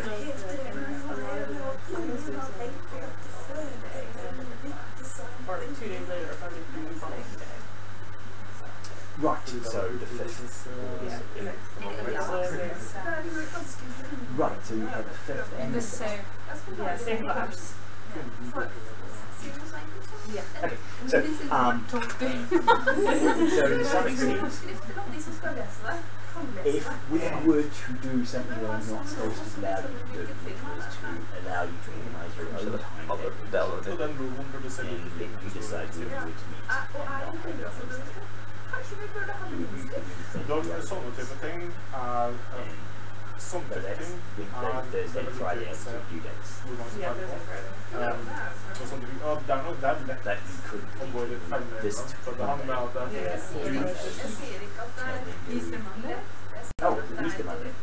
No. All right. Det var sånn liksom det er kalt så det kan være det beste at jeg kan rusjonere det er morsomt sånn sett i viljen så det er alltid det som er alltid noe sånn som mennesker skal ha sånn her eksempel og så kommer det ikke ut på soppen for at de aldri festet med sånn som er ja fordi det er de som kjører på det good questions. So the question is, should we do something with the plan, working out whether the 4th becomes a flexi day, and we're trying to find guys that we allow you guys to be flexible. Because these two guys are in my Tuesday.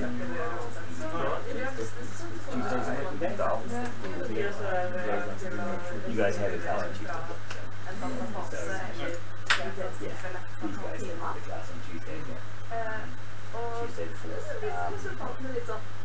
And then would be day 14.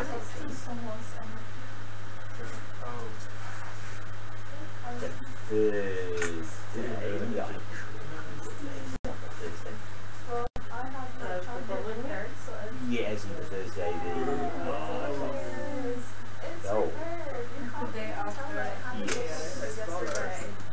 yes, the 12th of April.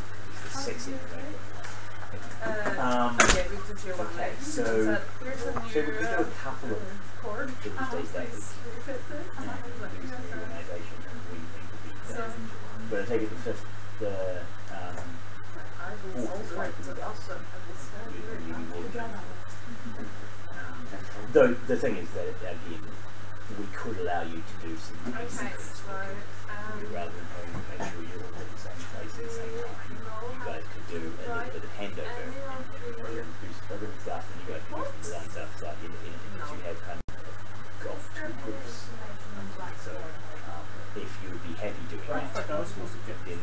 which is the export, and then you can play around when you get the work done. Because I'm very healthy. Before and after you some of these guys decide to do a bit of stuff in Easter, so they don't have to do stuff on that day. It's like this, like food in again. You have to plan to do Easter.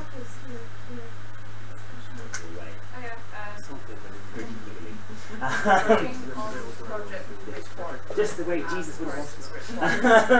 Drinking his way. Yeah.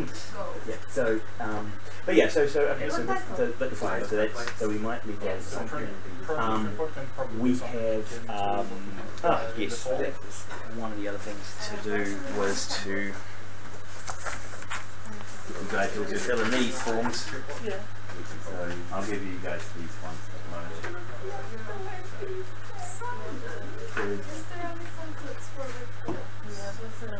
These came back for the process, not for the project. Yeah. So the project report can kind of be like a computer science model, I guess. Yeah. We're typing all these out. I don't know.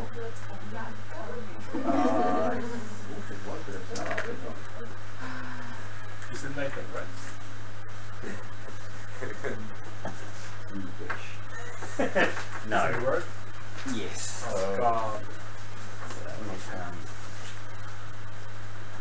Do you remember what group number you are? I don't see why I suspected anything else. I mean, Any more we have classes out to where Microsoft we're Word. going to be doing activities like we did today? Not as long as today. So Yeah. yeah, so this is the long day. Yeah, so which rules number were we again? Yeah, you guys 4. Remember 24 or you 4? Yeah, we're group 4. Group 4, which village number? Yeah, I don't remember that too much. I don't remember the village name either. Yeah. Okay. Something about expert. And then we're presenting Yeah. Yes, yeah. So we have to work back from May 3rd, basically. And that's why I thought we should have a discussion of when you have additional feedback in group exercises. Now they suggest that we could do a couple of more, like so boring. Yeah, okay, another Citra exercise on stuff that you would again, so have another one of those exercises like for the day 12 or 13. I think you should be starting to write stuff. Do the analysis of it with simple, right? So there's probably one of those. My plan, however, was to try and do the next couple of days as being work days, and then do a Citra exercise. So, work days, 12 has a Citra exercise, or something like that. And then 13, 14 work days, and 15 is regulations. That's kind of what I was. So, I changed Genesis last night. 5.5 days. Rather than 6. But we could also, it's up to you, if you guys feel that we should be giving you more feedback and having more exercises, then we could use up for it. Virtual or augmented reality? For games, health, and education. This is the backbone. Games? Oh wait. I think also one thing we wanted to know was how much should we have done for the presentation on the 2nd? Okay. Yeah, so project's due May 3rd, which is a Thursday, but obviously our last class is going to be the 2nd. Yeah. So what we had is, so last year we had presentations and the groups presented what they had made. And they did some videos of them interacting with things and so they recorded from videos. And a discussion on what were the challenging parts of the project. Right? So I'm interested in what was difficult and how you solved those difficulties. We didn't have any content from the process reports in those presentations, so we didn't have people I had this argument with That's awkward. No, we didn't have any of those. We argued, but now we're friends. Peter was kind being of. massive. Yeah, Peter was being a massive dick. So We super glued his pen to his forehead, and it was less of a bachelor, master, and every. Yeah, so no, I'm not expecting that in the presentation. So no, that. Now I've learned to respect people. So yeah, so but no, I would expect have a lot higher than average. The presentation of the project, and that could be like you'd show off some of the pictures of the paper prototypes you've done, document some of the processes that you've taken, some of these we tried this before the way work, that kind of feedback. How long will our presentation take? We got 15 minutes. 15 minutes plus 10 minutes for questions. So we allocate about half an hour. 15-minute presentation, 10 minutes questions, and 5 minutes handover to the next week. So are we then two? Yeah, what's The process support is a group process support, right? It's a group process report that has an individual section. So we each write our own. you also write some individual reflections in it. Yeah, but you have also the report, a single report from the group. So you all sign off on that. Well, how do I do? What if you're trying to sign off that you? Like, there's no object here. This is shit form, and we have the same thing for ourselves. Right, each writes an individual report. No, it's part of the same report. It is For instance, in a team and group are used interchangeably for your group within the village. Is that group a team group that they are using interchangeably? Like, when does the interchangeably start applying? I want more situations. Let's make this a dramatic. Might be a good idea. Maybe I'll like pretend it's doing the role playing thing. Yeah. I guess I pretend to have a personality disorder. Acting differently. Hey, you shut up. You mean to be more direct about it? Give me some drama. Not that I like it. I need energy for you. But we don't technically need a working prototype. No, you don't need a working. You don't need a working prototype. You present with what you have at the time. Like when you get lost earlier, when you run away out there. You can still write a good report about it. Yeah, because without it having. Yeah, or like when you run, like the last two times ago when you. So are we experts then? They're asking like, does that happen often?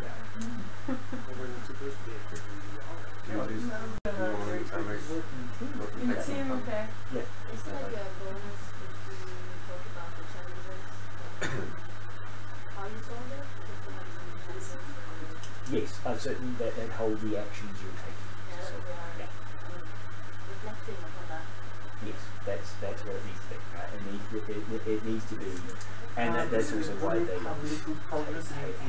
time. So double negative. Yeah. But then what action you took to solve those problems, and why you took them. So not to come here trying to sell a product. No, and sign, like, yeah, the stakeholder. No, you're not trying to sell it to the stakeholders. This is not a sales pitch. No. This is a presentation of the project to your bosses about how far you come with the project. You could think of it potentially as, should the company continue to invest money in this project? Right? Which would therefore be an appropriate way of saying, well, these were the challenges we had, this is what we overcome, this is what we could see we would do, and this is why we should do that. Right? So if that kind of approach makes sense, why should we as investors continue funding this particular project?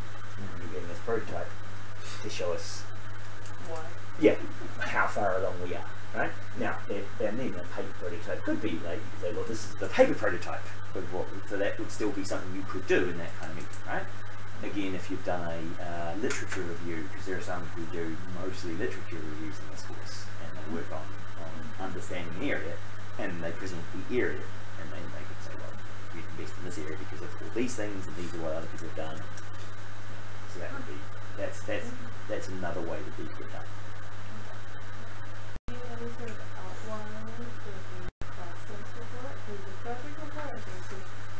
So yes, we have got a template for the process report. I'll just see if I can. I thought I put it up, but if I haven't, I'll find it. Woo woo.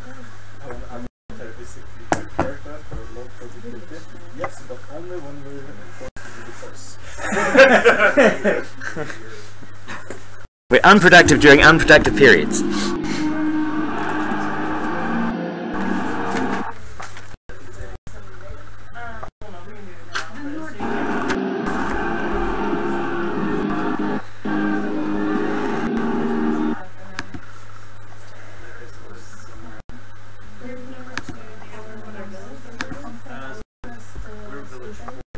Yes, 41.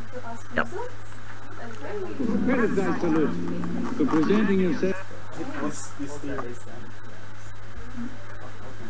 Yeah, they don't know who we are, they just know what the phone numbers are.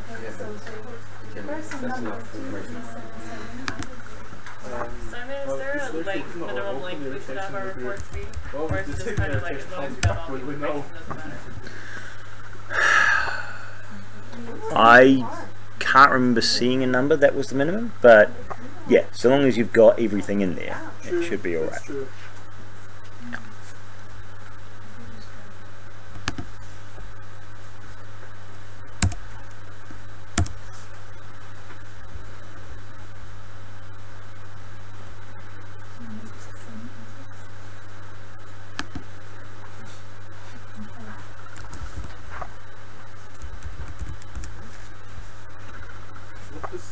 What do you think about how does the group have problems together?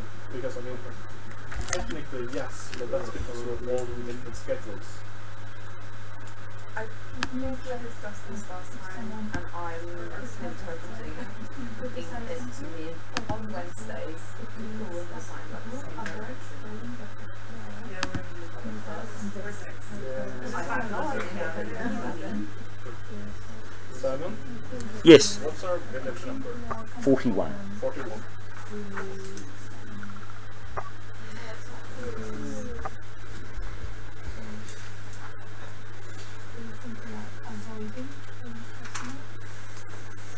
How many villages are there?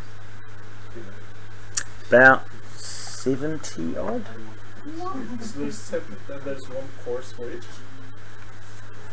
Yeah, so there's 70 times 30. There's 70 experts in team courses. Yeah. Yep. Are they held by different lecturers as well? So there's no way of knowing what you're getting.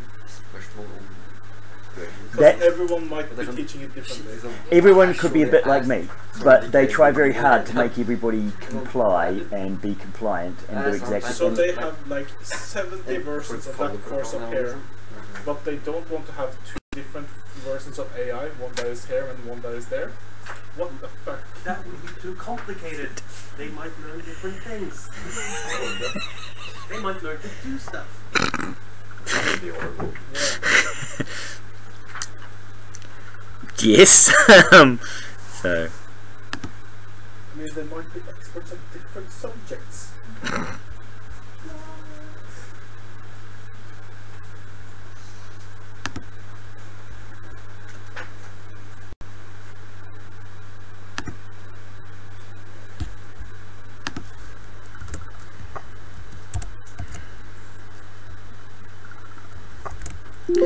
What would be really nice would be if some of you guys took an expert and team course up in Trondheim and were able to do a compare and contrast between the one here and the one up there. No thanks. I just picture studying there like being military or something. It's like in my mind it's very conservative. So that's like Elmar had a great idea. We can go there and be Judas schools. And lead them to the slaughter. Oh, but then they'd have lots to write about if you guys went in and were terrible to them. They'd have lots to write about all the conflict you'd created. It's not fair, I know. Get it? Virtual augmented reality is open education. Very short and snappy. Right. It's not a cool acronym or anything. There's nothing cool about it, sorry. Here it comes. There's nothing cool about it. Of course, your village name. I'll stop being something like that. Sound cool. Will look good on your resume. Yeah. People that are actually games are education. So what part of those are we making good for? We're making virtual export. We're making export games. No, it's virtual and augmented reality for games, health, and education. So you can pick one, and we pick games. There's a comma? No, you wish there were games. But it's not games health. I mean, what is games health? There's no comma. It was not that part. I'm assuming there is in the course name. But I get to decide what it means. So I'm happy with the project is about VR and games.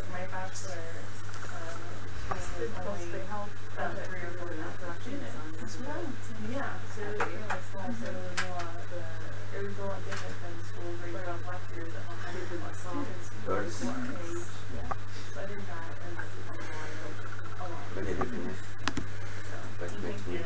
You made it before the day, before the visit? What do you remember? Yeah, but did you like look at what over something?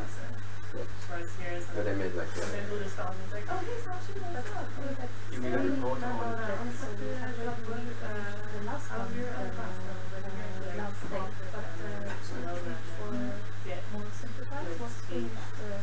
Oh, okay. So there is a page limit, 25 pages. That's a page limit, though. Yes. Not including cover, table of contents, references, and any appendices. Okay. And that's for both, or just the project report? That is for the process report. Yeah, that's the maximum. So, and he suggests, so for the project report, so Rud suggests a 40 to 60 page. Holy shit, what? Ours were usually more like 20 pages. I was going to say, like, our project reports from our other classes last semester were around, like, 15 to maybe 25. Maybe, because that includes photos. Yes. What the heck are we supposed to write? Like 60 pages we haven't worth. even had any days to work on this shit. Like we had like how many total working days have we had? Like Screenshots. 3.5. So you have to And we're write, supposed to write like a 60-page report about the product that we made. What the fuck? Yeah. Yeah, oh my god. 60 pages of Right. You're at 20 pages a week. Yeah, you're generating 20 pages. That's the project, and another 20 pages for the process.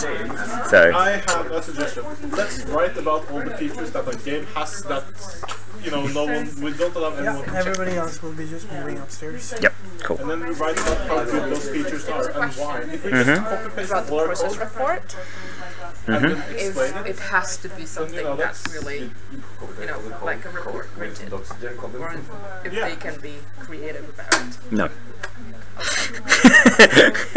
So A report. it is a report. I'm just going through the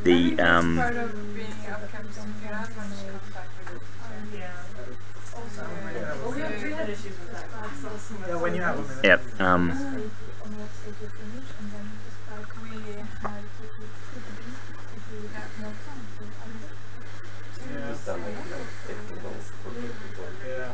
We'll be able to bullshit reasons for all the different. Yes. I can write.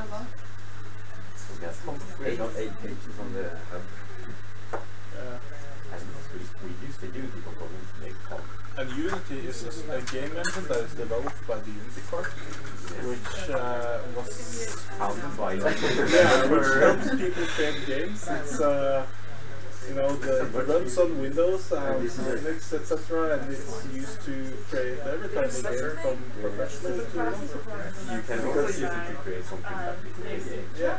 And we could say using a real engine, but this is why not. And real engine was like on the page. Yeah.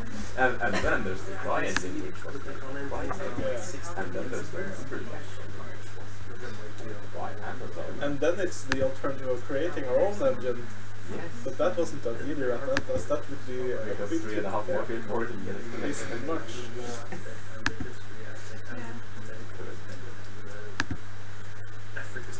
What was the page limit on our game programming project, which we actually used like half a year on? It was, I think we'd gone about 30 pages was the limit. Yeah. Pick up 3 days. Yeah, well, it depends on how you value reporting over working. Yeah, no, it's obviously reporting is that's how we get shit done. I mean, you can write over what you haven't done anything. Yeah.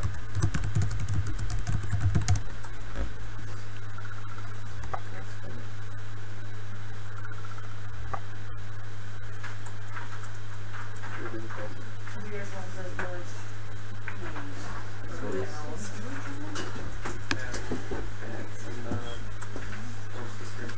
Are they constantly running in and out of the classroom? Yes.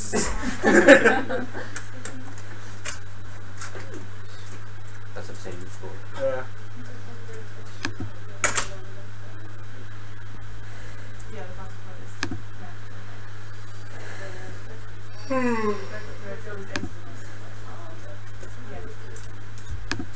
Simon, our group reflections go into our process report, right? Or is that a separate thing? No, the group reflections are part of the process report. Oh, that's what I thought. Yeah.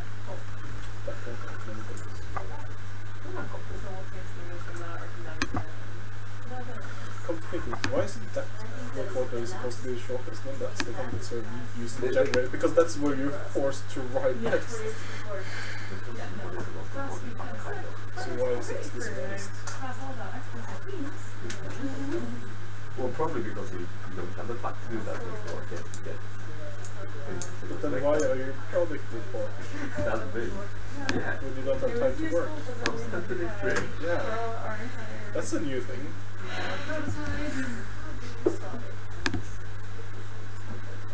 That most of the time reflecting. The reflecting part is supposed to be that.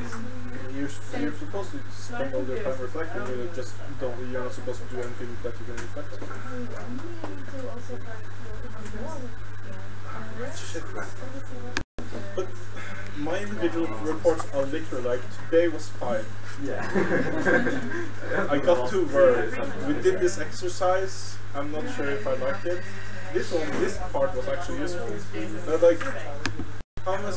The right button has the rage and rage exercise. Yeah. But that's still just 1 point. I'm mad. Yeah.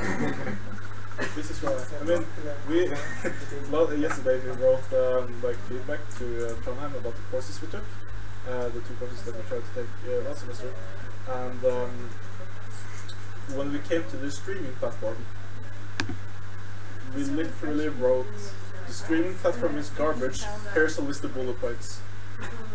And then just we gave all the bullet points, and that's it, because, you know, it was just terrible, we didn't want to sugarcoat anything, but it just felt so nice just have one sentence was like, the streaming platform is garbage. Here's a list.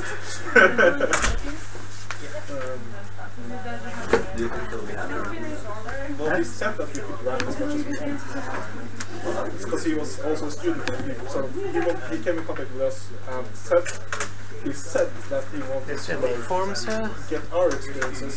So Is that forms you Yep. Yep. You said Jeremy. For students taking courses in the future. So we rolled. We tried to appeal to all people's panels under us throughout the thing. Yeah. We turned that out. I think we did like a page. Too many words. Yeah. Finish number? 41, I believe. 41? 41. Group 3. Luckily it's only 1 page of teamwork discussion.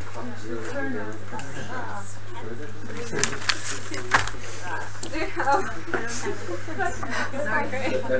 If I'll find it, I will let you know. If I have one, I can check half of it, but I don't have it. I had this service and If I find any, I would tell you where you can find it. First thing is to start sending the survey. Oh, the wonderful survey. And then we're also going through, I'm getting the template for the reports. There's two, I think that's three? I mean, before the last one is at job interview, so right. It's not here today. Right. Okay. So. You already handed one to everybody, Simon? That group hasn't got them, but you can hold them. And,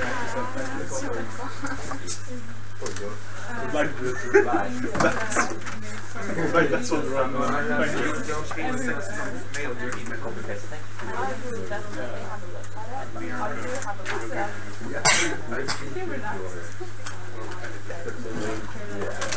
we're for the parallel computation, we just trashed the purpose.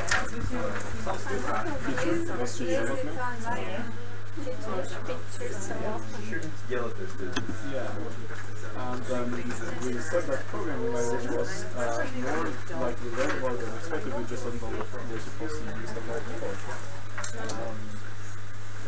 And then we talked about how awesome it is to have more like professionalism, like just academic theories, like practice stuff. That we also said like Sally What exactly is the absolute full name of this course? That's the one we provide in the village name, right? No. yeah, no, but it's this particular village is the virtual reality and augmented reality.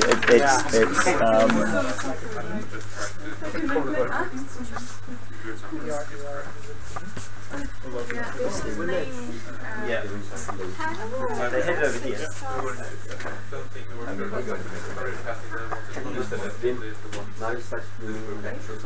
You're correct now, yeah.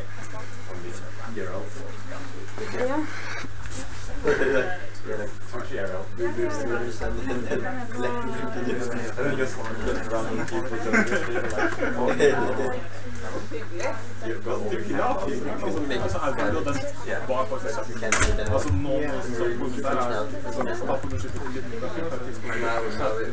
Because I want to make it right, so I should only speak with my brother to show him something, right? So I can't do that.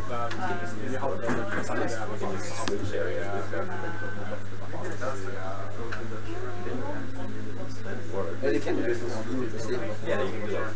So that's because just do that. Which is cool. But it's not like that.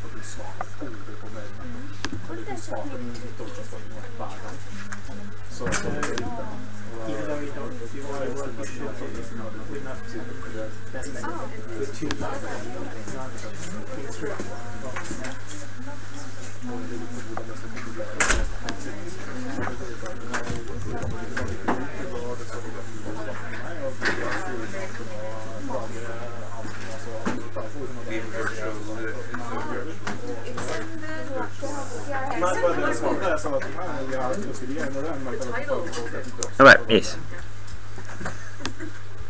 That would probably be the title of the course you could use. Games, comma, it should be comma, health, comma, education. And or.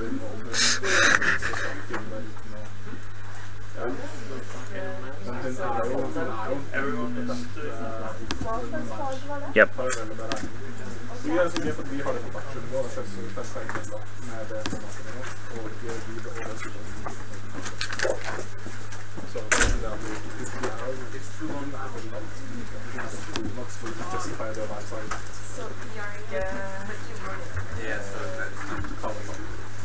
But with 41.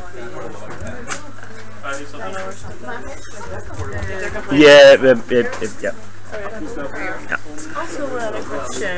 Yes. Technically, according to the schedule, we have class May 8th. Do we have class May 8th? Because in the time plan, it says we did.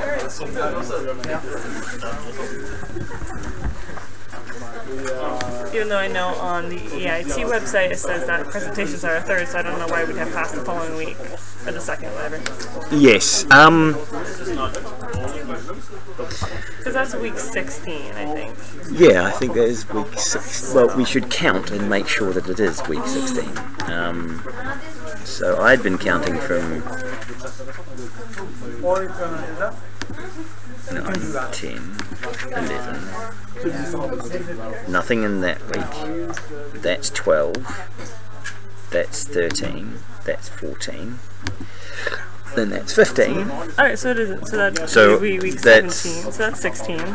Yeah. So technically that's day 15. Okay. Is the 25th. Yeah, the last week. So and then this is presentation day. Yeah. This is in our schedules that we have something the following week as well. Yeah, more of these. He may have just allocated extra time. Okay. So the guy who runs Stone Runner may have just allocated an extra day. Alright. But it's not going to... No, I won't be here. Well, I thought it was weird too, because technically teaching ends on the 4th. So why would we have class the following week? Yeah, no, that's inaccurate. So the hand-in is at what date? The 3rd. 3rd April. Oh, bang. But we present on the 2nd. Yeah. Okay. And we do not have class the following week on the 8th like it does say in the time plan. So. You two hung up on that stuff. Well, my mom's also flying in on the 8th. Oh, so yeah. I'd like to know for sure. Okay. Yeah. You're good. Yeah, we would just do it. Yeah, like the Faculty of Information Technology and Electrical Engineering. I'm still trying to remember which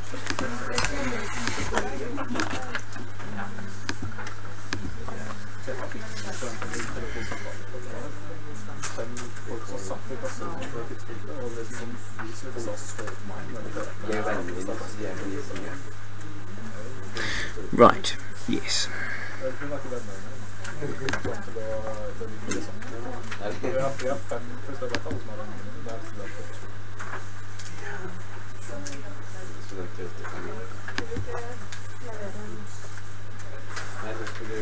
Vad skulle du reflektera över? Jag ska reflektera över som grupp.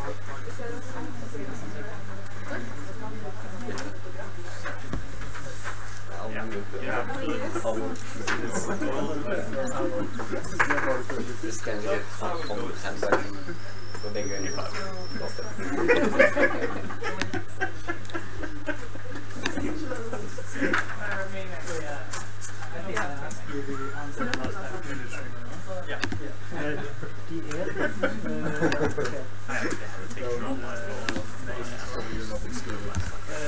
That's the whole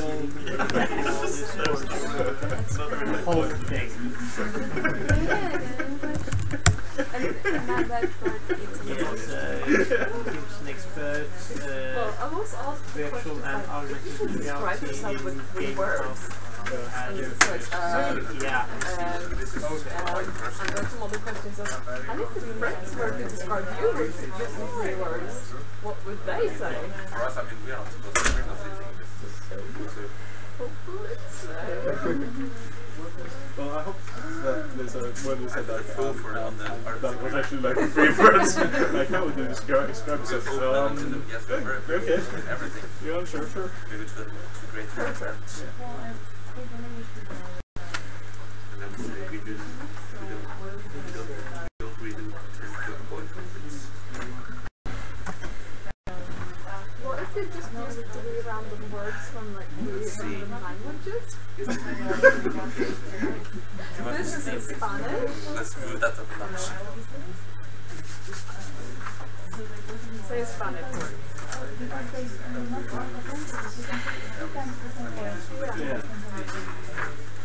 Unless one of them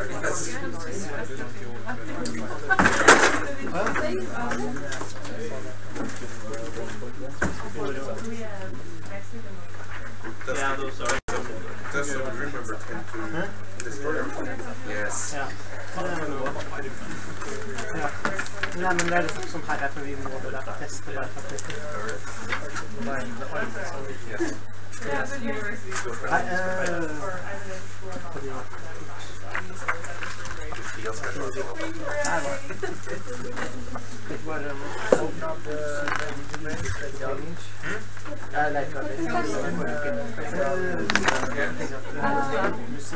Speciell. Förresten, på den how do you describe your brain?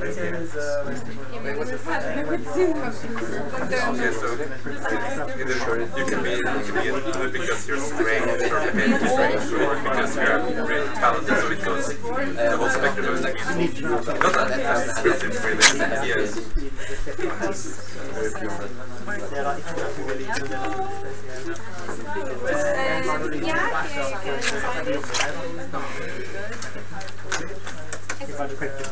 But it's in the region. Ja. Så jag går till snart.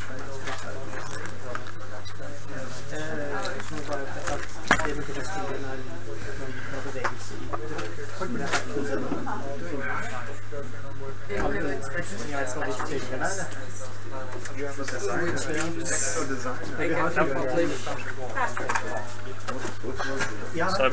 Yep. Do you know the village name and number? Yes, so the number is 41. 41. And you just use the name that's on the name there. Just the entire name? Yep. Okay. Virtually when we have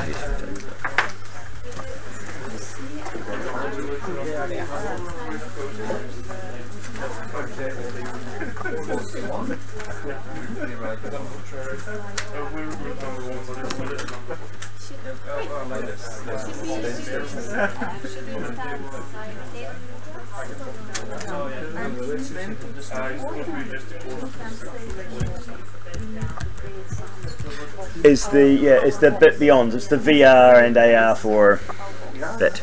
It's the name.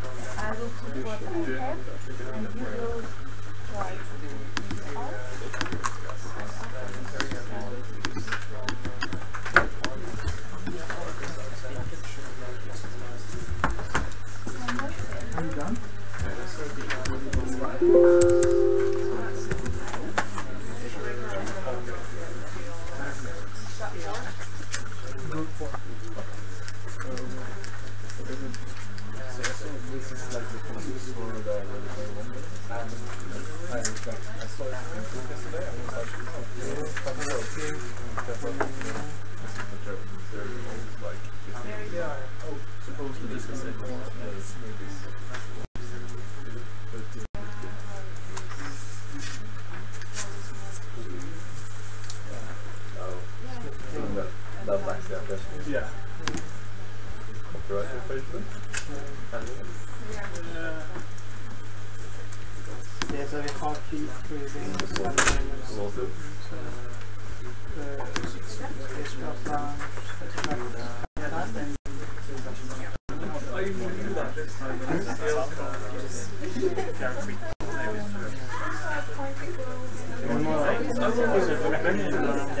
in that direction.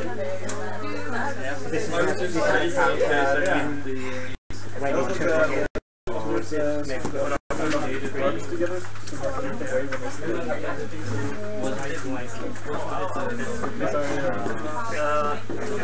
yeah, just check for this, again, check for this thing, consciously, so they actually just always get sound from direction that we don't have any sound from the rocket before.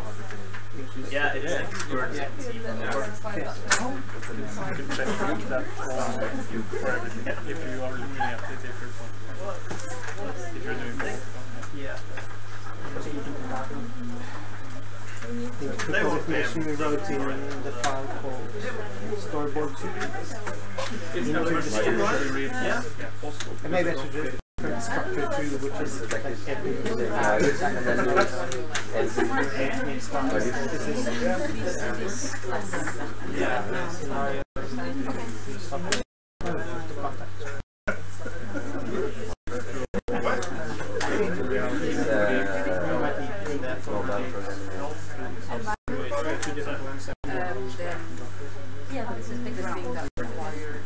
yeah, please report what we need.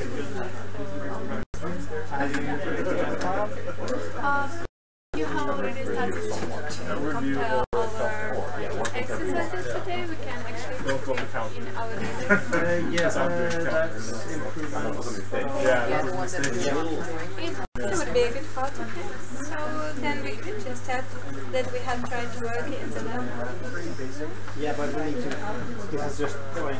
Yeah, that's the and that's my problem. Is that the one I picked the counter is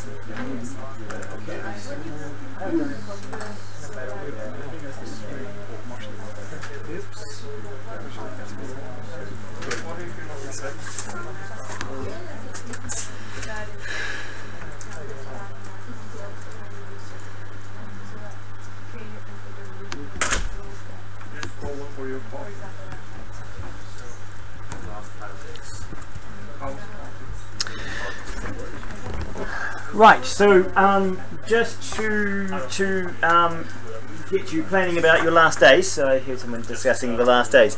Right, so if we have a look at the timeline for the rest of the course, we have scheduled days. We don't have one during Easter, so the Wednesday of Easter you don't need to be here. Okay, so just so you're aware. So we are Village Day 9. Village Day 10 is next week. I was thinking of mostly focusing on that being a day of working for you guys. So you do working on day 10 and day 11. So if we actually I'll grab my timetable so I make sure I get this right. So so that is the so day 10. I'm away day 10, so these two will be looking after you, but you guys are working, so we're not running exercises that day. Day 11 is Wednesday the 21st, so that will be a working day, so you guys can work on that. And then we have Easter, the 28th, and then we have the Village Day 12, which is the which we have an interesting challenge with the three of us, because we're like, well, these two are away and I've been invited up to Trondheim to give a workshop for gamification. So the question is, am I allowed to go, or do you guys need me here, becomes the question, because I haven't agreed to go. I've said I have to check. So I'm in the process of checking, which is partly why I wanted to chat to you guys about what we're doing on Village Day 12. Some of the interaction designers, well, you guys are a bunch of interaction designers, have an assignment due on the 5th and the 6th. Yeah. So the 4th is a pretty scary day to use up entirely on something that's not a report, like two assignments due the next 2 days. So one of the questions was, do we buck NTNU and say, well, actually, from the Village Day 12 will be spread out across the front and back of Easter, and you guys can organise that 8 hours whenever you like during that period. Right? Should we have an asynchronous day, and then the interaction designers have the 4th if they want to focus on finishing off their 2 reports, and the computer scientists can do their work appropriately. Doesn't have to be all synchronous. Would that be reasonable to do a day like that? And then we just, because that's the before and after Easter period, right? So basically we're saying do 8 hours over some time between the Wednesday before Easter and the Wednesday after Easter. Do we have anybody opposed to that? So yeah, so day 12 will be, you don't have to be here in this room for all of day 12. Sorry, Peter, is this upsetting you? What? I don't have to be here! Oh no, I can't cope! Sorry, yes, what do I do? I see you're tearing up. Well, we aren't here anyway, so we are never here in the room anyway. So no, so you guys aren't often actually in the room. So, but you guys might be down because they'll still be doing the 4th, right? But so you guys might be up with them and interacting. But would the rest of you be fine if we just said you guys have to organise a time to do Village Day 12 is distributed? Just find 8 hours, do your work. Right? Okay. If there's enough yeses for that, we'll consider day. So day 12, you guys need to sort of organise yourselves around doing the appropriate amount of work, but just when you guys feel like it. And then that would make the next day, the April the 11th, would be day 13. Right? And on day 13, I was thinking of doing a 2+1 exercise. Seeing it's near the end of the process, so you get to talk to each other and write things down because you're in the process of writing up your reports at that point. Alright, so you should be, so we're thinking of doing a 2+1 and potentially a Citra exercise to give you feedback on stuff you've written for your process report. Right, so more of us giving you feedback on what you're writing. Okay, on day 13, so that's the 11th. And then we have day 14, which I figured would just be a writing day and a working day for you guys. That's 18th? That's the 18th, Wednesday the 18th of April. Yep, so that's day 14. And then we have day 15 on Wednesday the 25th.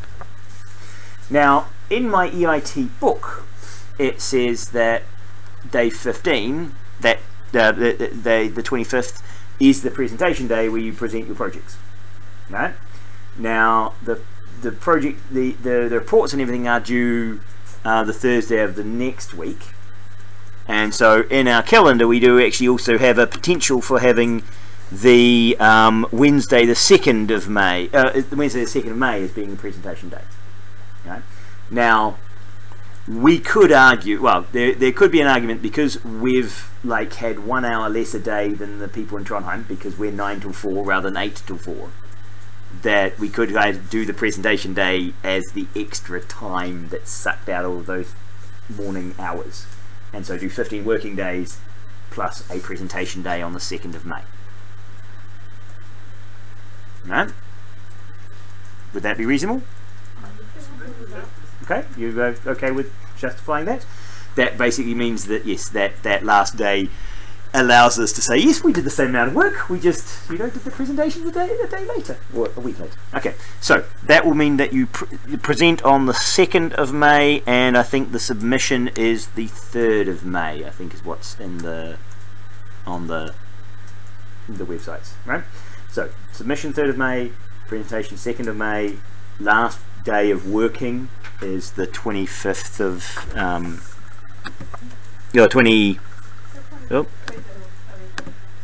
yes, last day of working is the 25th of April. Okay. So and we're thinking day 13 you'll have probably half a day because we'll do a 2+1 exercise and a Citra exercise, so you won't have those as working days.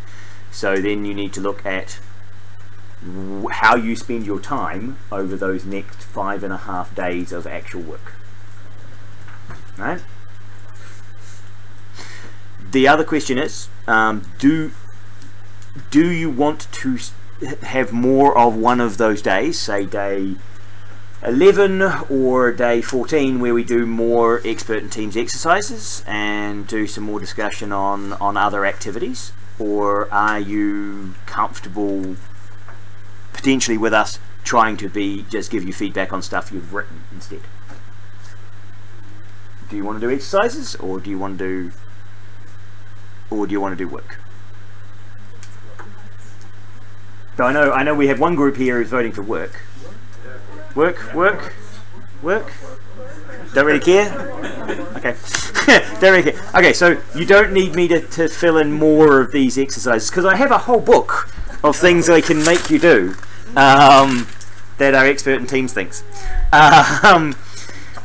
Okay, so that was so getting through to 3:30. So those are the last days. So I want so we are going to need you. I figure you guys need to start working backwards from the end of the project to now say, right, like looking to where we are, what are we likely to get done? When will we be doing particular things on particular days? Right.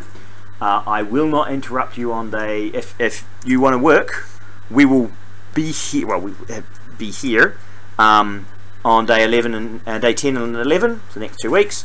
Day 12 is your time. You do whenever you like. And day 13, I'll interrupt you. And then day 14 and 15, you can work. Okay, so if that's how you want to do it, you guys can start organising it. The last thing I wanted to talk about today was logical fallacies. So on the and we can plug it in and you can hear it at least.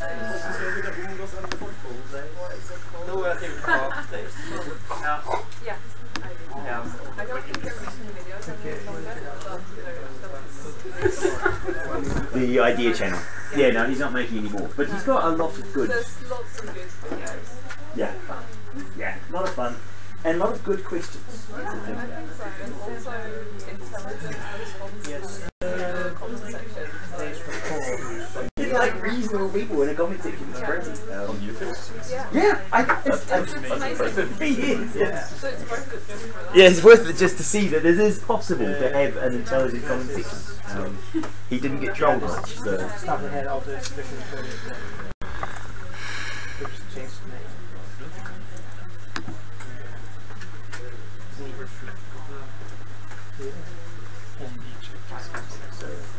So you want a latex. So the project report. Right, no, we don't. So it's general IMRAD structure is what Word has suggested. So for your project report. So standard kind of project report.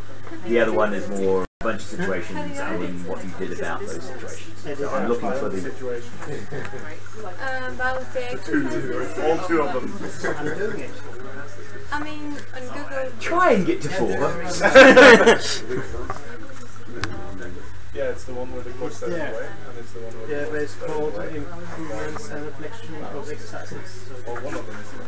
I will change it. So Then there was the one that wasn't really a situation, but we made it to be a situation. Yeah. Imagine that could be a bit more difficult.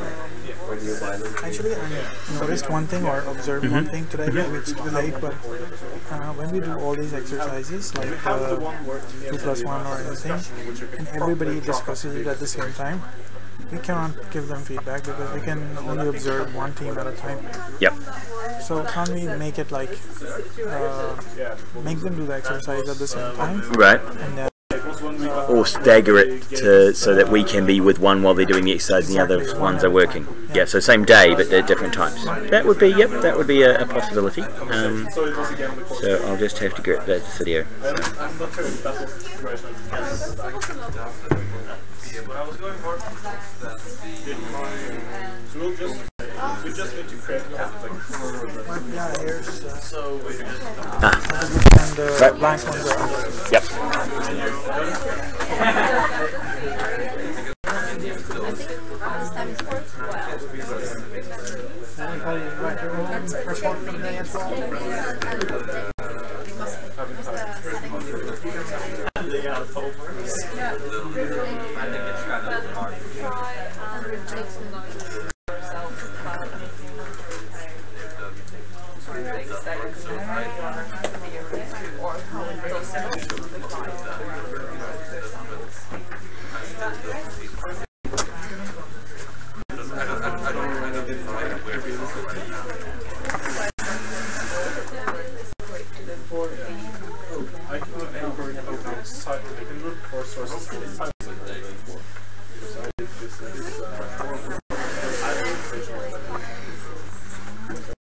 But you can see all files.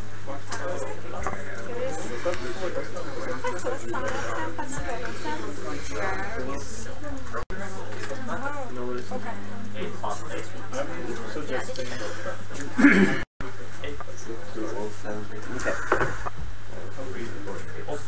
a few ideas about how to argue better on the internet, and also off the internet.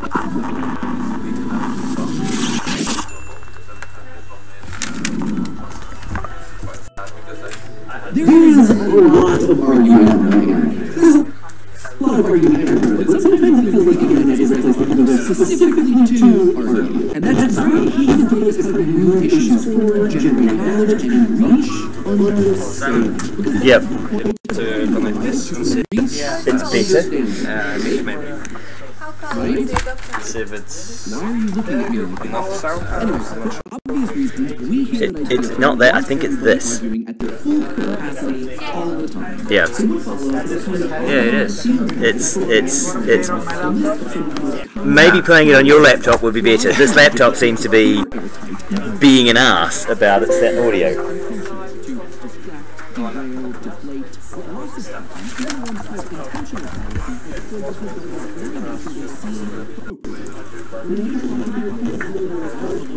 Yeah.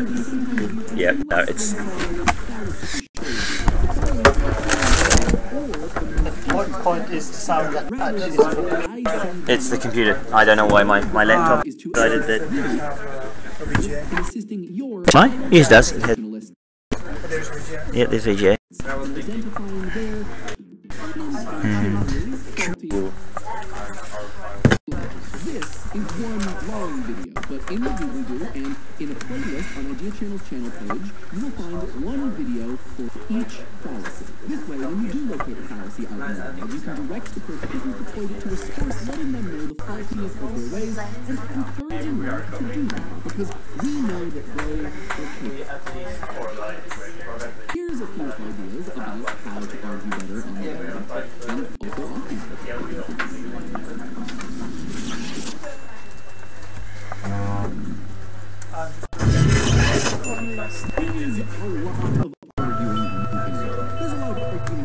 There is a lot of arguing on the internet. There's a lot of arguing everywhere, but sometimes it feels like the internet is a place that people go specifically to argue. And that's great. Heated debate is how we move issues forward, generate knowledge, and reach understanding. Because that's the point of arguing, right? To reach an understanding, right? Right? Why are you looking at me like that? Anyway, for obvious reasons, we here at Idea Channel want everybody arguing at their full capacity all the time. So what follows is a kind of Audubon field guide for bad arguments. A list of some of the most common fallacies, flaws in logic that can appear airtight even though they're not. Sometimes they're used intentionally to distract, derail, deflate, but lots of times, even the ones called intentional fallacies are deployed because by their very nature they seem appropriate. When an interlocutor feels as though they are out of logical road, they sometimes veer onto the less than solid fallacy shoulder. The following are not nearly all or the most interesting fallacies, but rather the ones that I see the most often. The goal of this video is to assist you in assisting your fellow conversationalists in identifying their unintentionally faulty logic. This is one long video, but in the doobly-doo and in a playlist on Idea Channel's channel page, you will find one video for each fallacy. This way, when you do locate a fallacy out in the wild, you can direct the person who's deployed it to a source, letting them know the faultiness of their ways and encouraging them to do better, because we know that they are capable. We believe in them. So with that being said, on with the fallacies. The Straw Man Fallacy. Contrary to what many people would have us believe, a straw man is not simply an argument that you dislike or find inconvenient. Rather, it is a version of an argument that is misrepresented, simplified, so that it is easier to knock over. Just as an actual man made of straw is a less solid version of a man made of flesh, a straw man argument is a less solid version of a fully fleshed out argument. A straw man replaces or represents whatever actual argument is being made. Straw manning can come in many different forms. It's not even always intentional. You might accidentally construct a straw man if you don't fully understand the depth of an argument. And that is fine. It happens to the best of us. However, to intentionally misread or misrepresent an argument to simplify the process of discrediting it, that's a little bit less forgivable. To take nuanced points out of context, to ignore crucial information, to even exaggerate claims to the point of absurdity, which is then easier to refute. These are all straw man tactics. For example, Mike and Straw Mike are having a conversation about how to responsibly depict awful stuff in media. I don't think it's too much to ask that when a media creator wants to show heinous or awful stuff, they do so in a context that shows that that stuff is heinous and awful. Oh, so now we're not allowed to show violent or terrible things unless we include some long-winded sermon about how bad things are bad? I think creators should be able to show or do whatever they want. The original argument states a preference for what Mike thinks constitutes the responsible use of media.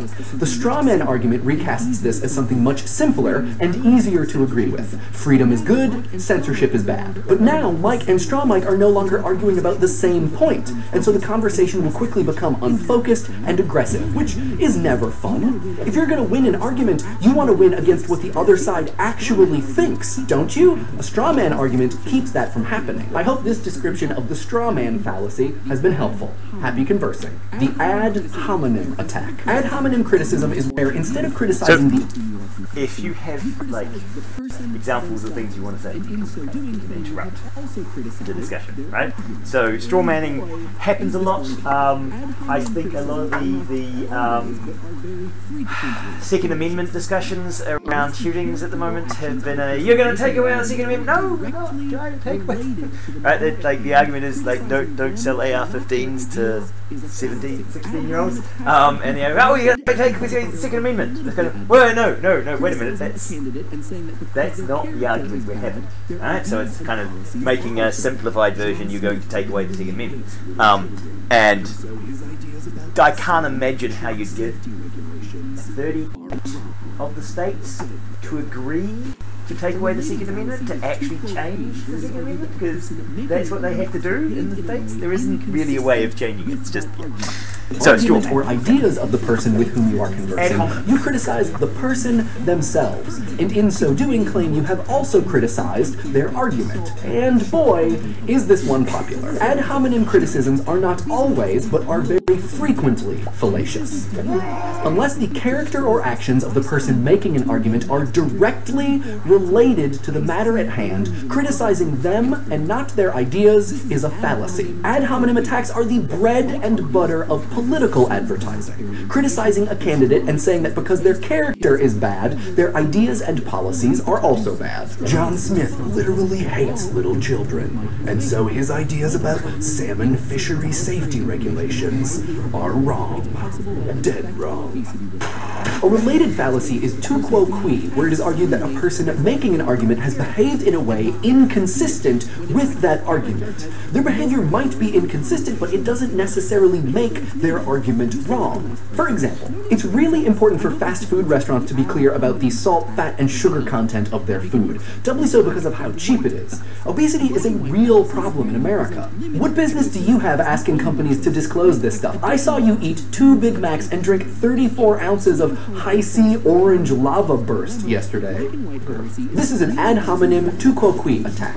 Mike argues for the presence of certain dietary information, and Straw Mike says that based on his behavior, he lacks the authority to do so. Straw Mike's response doesn't at all approach the point Mike is making, though. Mike is arguing that if certain dietary information were widely available, it's possible that an effect on obesity would occur. Ad hominem attacks make it so the person being attacked suddenly has to defend their character, and not their ideas, when in fact their character has no bearing on the conversation whatsoever. And also it's mean. You seem like a nice person. No need for insults. I hope this description of the ad hominem attack has been helpful. Happy? Be convinced. Yeah, so ad hominem. I'm sure you see quite a few ad hominem. You shouldn't ad hominem each other, so don't be mean to each other just because you don't like someone else's ideas. Where it's not ad hominem is if you're talking about, you know, you might not be a very good counsellor because you hate people, right? And then, you know, you have no empathy might actually be an appropriate thing to say your personality does matter to the job you're doing of being an empathetic counsellor, right? But it would be less likely that you could make the claim of you can't be a good graphic designer because you have no empathy. Go, well, no, I can still draw things. Be conversing. The black and white fallacy. A black and white fallacy is where you present limited choices as the only choices, when in fact additional options do exist. It's time to choose. Sometimes called the false dichotomy or false dilemma, the black and white fallacy is a really easy way of eradicating complexity and nuance. The most common black and white fallacy is the old saying, either you're for us or against us, when in fact it's highly likely one might find arguments on either side of a position appealing, and therefore occupy some previously unannounced space on a continuum between the two positions. Much of governmental and gender politics, for example, operate on a very widely spread adoption of a black and white fallacy. Sometimes the black and white fallacy presents a dichotomy between two things that are not actually opposites or mutually exclusive. No continuum exists between those two things because they are not related to each other in the way that the black and white fallacy presents them to be. For example, it would be nice to have more well-written, playable female characters in video games. If you want more playable female characters, that means you must want fewer male characters, and those are the ones that I like the most. Are you trying to ruin games? In this situation, Straw Mike's black and white fallacy is that in games, either specifically or generally, there can only be male or female characters. Having more of one automatically means that there is less of the other. That is not the case. More of something is not always automatically less of its opposite, and so this dichotomy is false. The black and white fallacy presents nuanced arguments as being, well, black and white, and presents only extremes as being available for further discussion, even when that's not the case. What are you doing? Are you backing down from a challenge? That's not like you. I hope this description of the black and white fallacy has been helpful. Happy conversing. The authority fallacy. The authority fallacy holds that because someone in a position of assumed authority has said something, that thing must be true. However, the authority fallacy is just as important for what it isn't. It isn't meant to defeat statements made by experts or by scientific consensus. Saying that global warming is true and man-made because the vast majority of scientists that study it produce evidence that support this claim is not an example of the authority fallacy. Neither is stating, for instance, that all medical technology is blind to race based on Lundy-Braun's exhaustive research of the spirometer. The scientific community and experts in their field of study are authorities. The authority fallacy applies this level of respect for authority to people who don't actually possess it. The first-hand accounts of our friends, family members, and coworkers do not constitute authority and therefore truth. Unless, of course, they also happen to be experts. For example, Mike and Straw Mike are talking about automobile manufacturing. Whoa, Korean cars in America are so cheap. I wonder how they do that. Well, my uncle is a mechanical engineer, and he says that it's because they use terrible, cheap parts. You are literally trading money for safety. Straw Mike's uncle might be an engineer, and that's awesome, but it doesn't necessarily give him the authority to talk about the construction of certain parts in vehicles. This is an authority fallacy unless it turns out Straw Mike's uncle is an independent researcher conducting a peer-reviewed study on the international automobile industry and its effects on safety. The authority fallacy trades actual points for external, non-expert anecdotes, the plural of which, you might have heard, is not data. Your uncle seems like a really cool guy, but I bet you can win this argument without him. I hope this description of the authority fallacy has been helpful. Happy conversing. The no true Scotsman fallacy. The no true Scotsman fallacy calls into question the purity or actualness of something as a way to refute an argument. Usually it works like this. You claim some set of things has a universal characteristic. Someone then provides an exception to the rule, making your claim universal no longer, and then you respond by saying, well, only true things in that set possess that characteristic. The No True Scotsman's user defends their claim based on a reactionary, subjective notion of what category something belongs in, or to what degree that thing truly belongs in that category. Classically, No True Scotsman is used to exclude bad actors from a group. Anthony Flew, who coined this fallacy, described a Scotsman who, upon learning that one of his countrymen committed a violent act, said no true Scotsman would do such a thing. However, there are a couple what you might call versions of No True Scotsman. One of them has to do with in-group maintenance, claiming that no true gamer, comic book reader, Republican, or feminist would say or believe a certain thing. This tactic avoids confronting a counter-argument by saying the person who exhibits it is not truly the thing they claim, and so the exception they provide is null and void. No True Scotsman also works to exclude ideas and objects, not just people.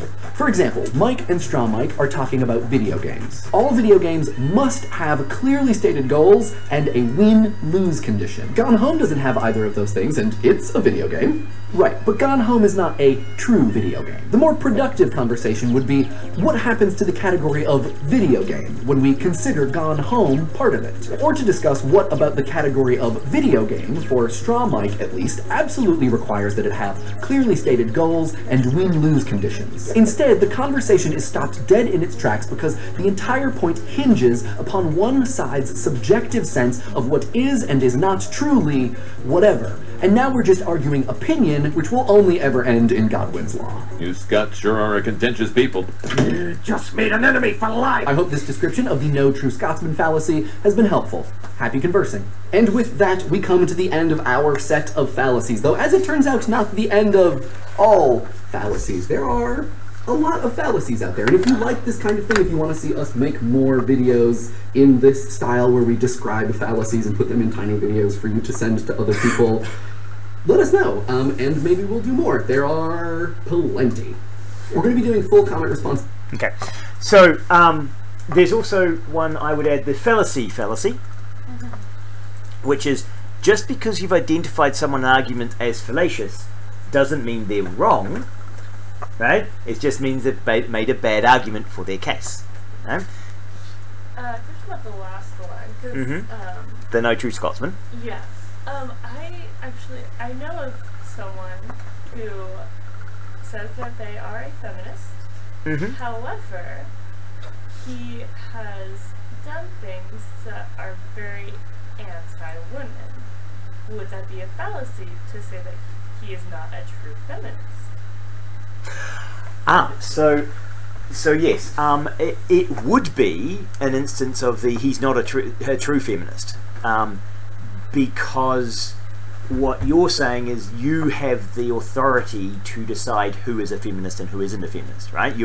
You've made this independent opinion of who is a feminist and who isn't a feminist, so that you can say, well, no, feminists behave like this, right? Feminists are supportive of women, and I say, well, what about this feminist who's not? And you say, well, that's not a true feminist, right? So basically, it means that anyone who doesn't behave the way you think they should behave, you don't have to include in your group, right? Now, if you want to define feminism, right, you say, instead of say, no feminist would do this, you would say, what characterizes a feminist is these behaviors. Even if people claim to be feminists, if they don't exhibit these behaviors, we do not consider them feminists. Right? So there's you are defining it by its behaviors. And then you could say things like, well, he doesn't explain his behaviors, therefore he's not a feminist.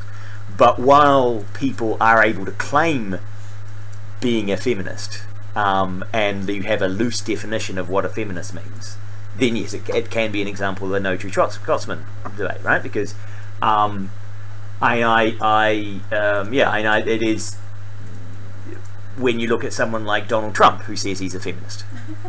And I would think that would be a nice example of someone who says they're a feminist and doesn't tend to behave in ways that you might think are promoting of women's rights. So that is, I would say that's an example where someone's claiming to be a member of a group. If you have a certain set of behaviours requiring you to be a member, then you could say they're not. But in the very loose description of, well, no feminist would do that, but what about that guy saying no true feminist would do that, that's a No True Scotsman argument, right? You'd have to say, well, how I define feminism is like this, right? And is it first wave feminism, third wave feminism? What exactly type of feminism are you talking about? So yeah, you can dig into that, and then that's a perfectly reasonable debate. The question just goes, you said before or after that they've done things before? Because that's so in that case, I had heard multiple times that he called himself feminist, but then I had a roommate whom he stalked and continually would not leave alone, even though she asked, please leave me alone, please don't, I do not like you, please stop trying to follow me 10,000 miles away to Thailand. No, seriously, after a week of knowing her. And he would continually, like, he almost had to get a restraining order against him. And so that's, and I didn't know him until 2 years after all this. So actually, I don't know if that's not a feminism or it's just he was a creep towards her. Well, you see, so the thing is that could be an ad hominem, right? You're thinking of the ad hominem part of the attack on his personality, right? Because it certainly, I could be. So, could he claim to be a feminist if he was doing that homosexually? So if he was stalking a male and claiming to be a feminist, right? Is he able to be feminist and be promoting the role of women, and then be this horrible stalker to a man and still have that consistent, right? Because if that's consistent, then you're allowed to be a horrible person and still be a feminist, right?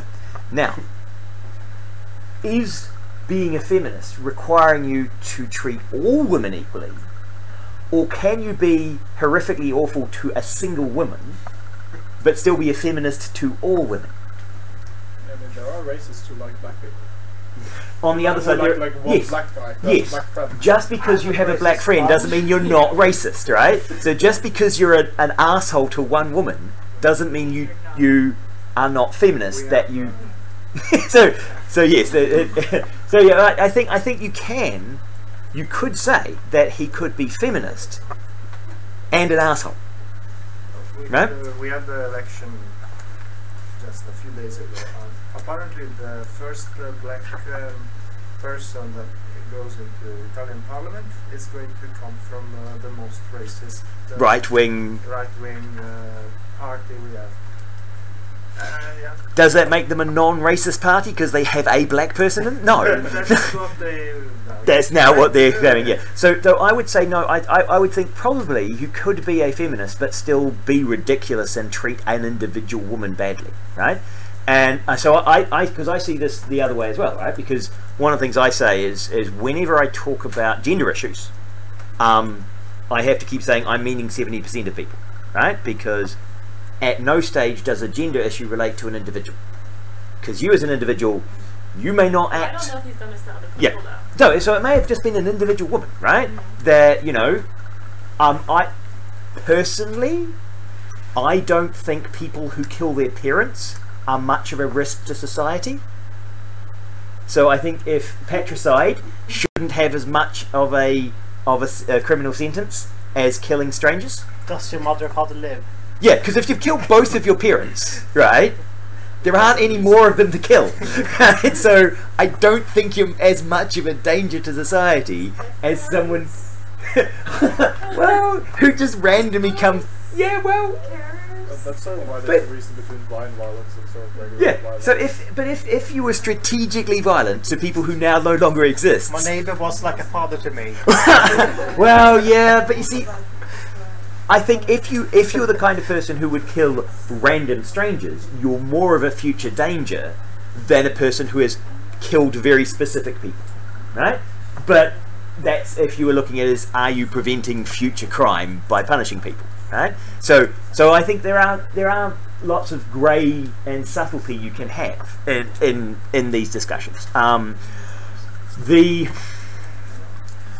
identifying these fallacies. One of the things that we do in our serious game course is we criticize a bunch of papers for the research they've done and the conclusion they've reached, even when I agree with their conclusion, right? So I can agree with you that, you know, we should treat women equally, right?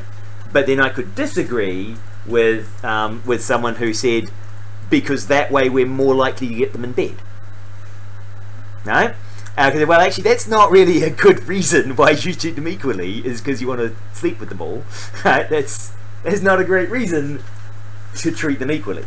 You should treat them equally because that's a humanist, more reasonable approach to living in a society together, right? So I can completely disagree with your reasons for doing something, but still agree with what you're trying to achieve, right? So the fallacy you can attack the argument even when it's someone you agree with making that argument and they've made a point that you agree with, right? So you can say, well, actually, yes, you're right, Donald Trump is a dick. I also agree that his tariff moves will be economically disadvantaged. Will economically disadvantage the US, but he's also a dick. But just because he's a dick doesn't mean that that policy is wrong. It just means that he's a dick. So yeah, when you're arguing within your group, I'm assuming you're not doing ad hominem attacks. You might do some true Scotsman thing. It won't be a proper VR game unless, right?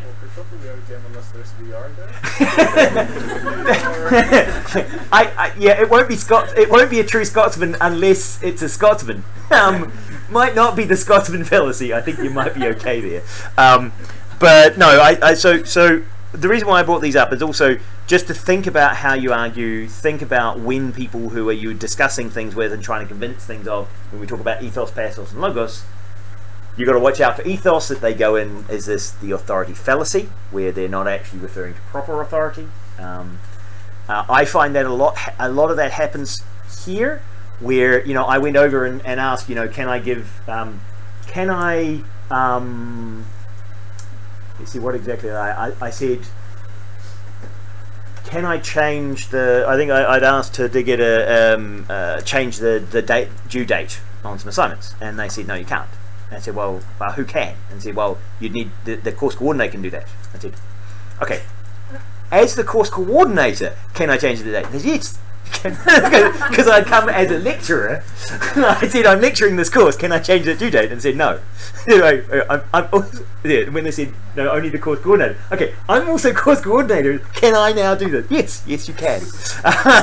So I had to pick the right authority to do things, right? So they have like very strict rules. And sometimes they will refer to things like saying, oh, you can't do that because of privacy law. And then you go and read the privacy law and it says, no, privacy law doesn't actually say that. That's just the policy you have, and you're using that authority that doesn't say anything about this to come up with this particular approach, right? So they misquote authority. They say, oh, the law stops us from doing this. And when you look into it, the law doesn't stop you from doing it. It's just they're using that authority to, oh, it's a legal restriction, we can't do it, right, to shift the blame. Okay, so that's 4 o'clock. I'll head away, but you guys can, so you have an idea of what you're going over the next 6 weeks. So if you can think about your reflections, some of you have been writing reflections, which is good while you've been listening to stuff, and we'll see you next week.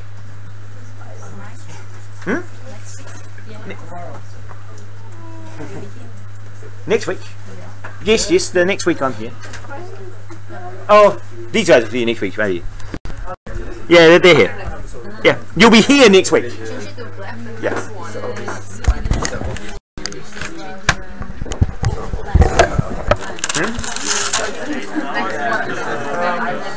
Somebody had it over there. It's okay. Group 4. It's in Michael Water.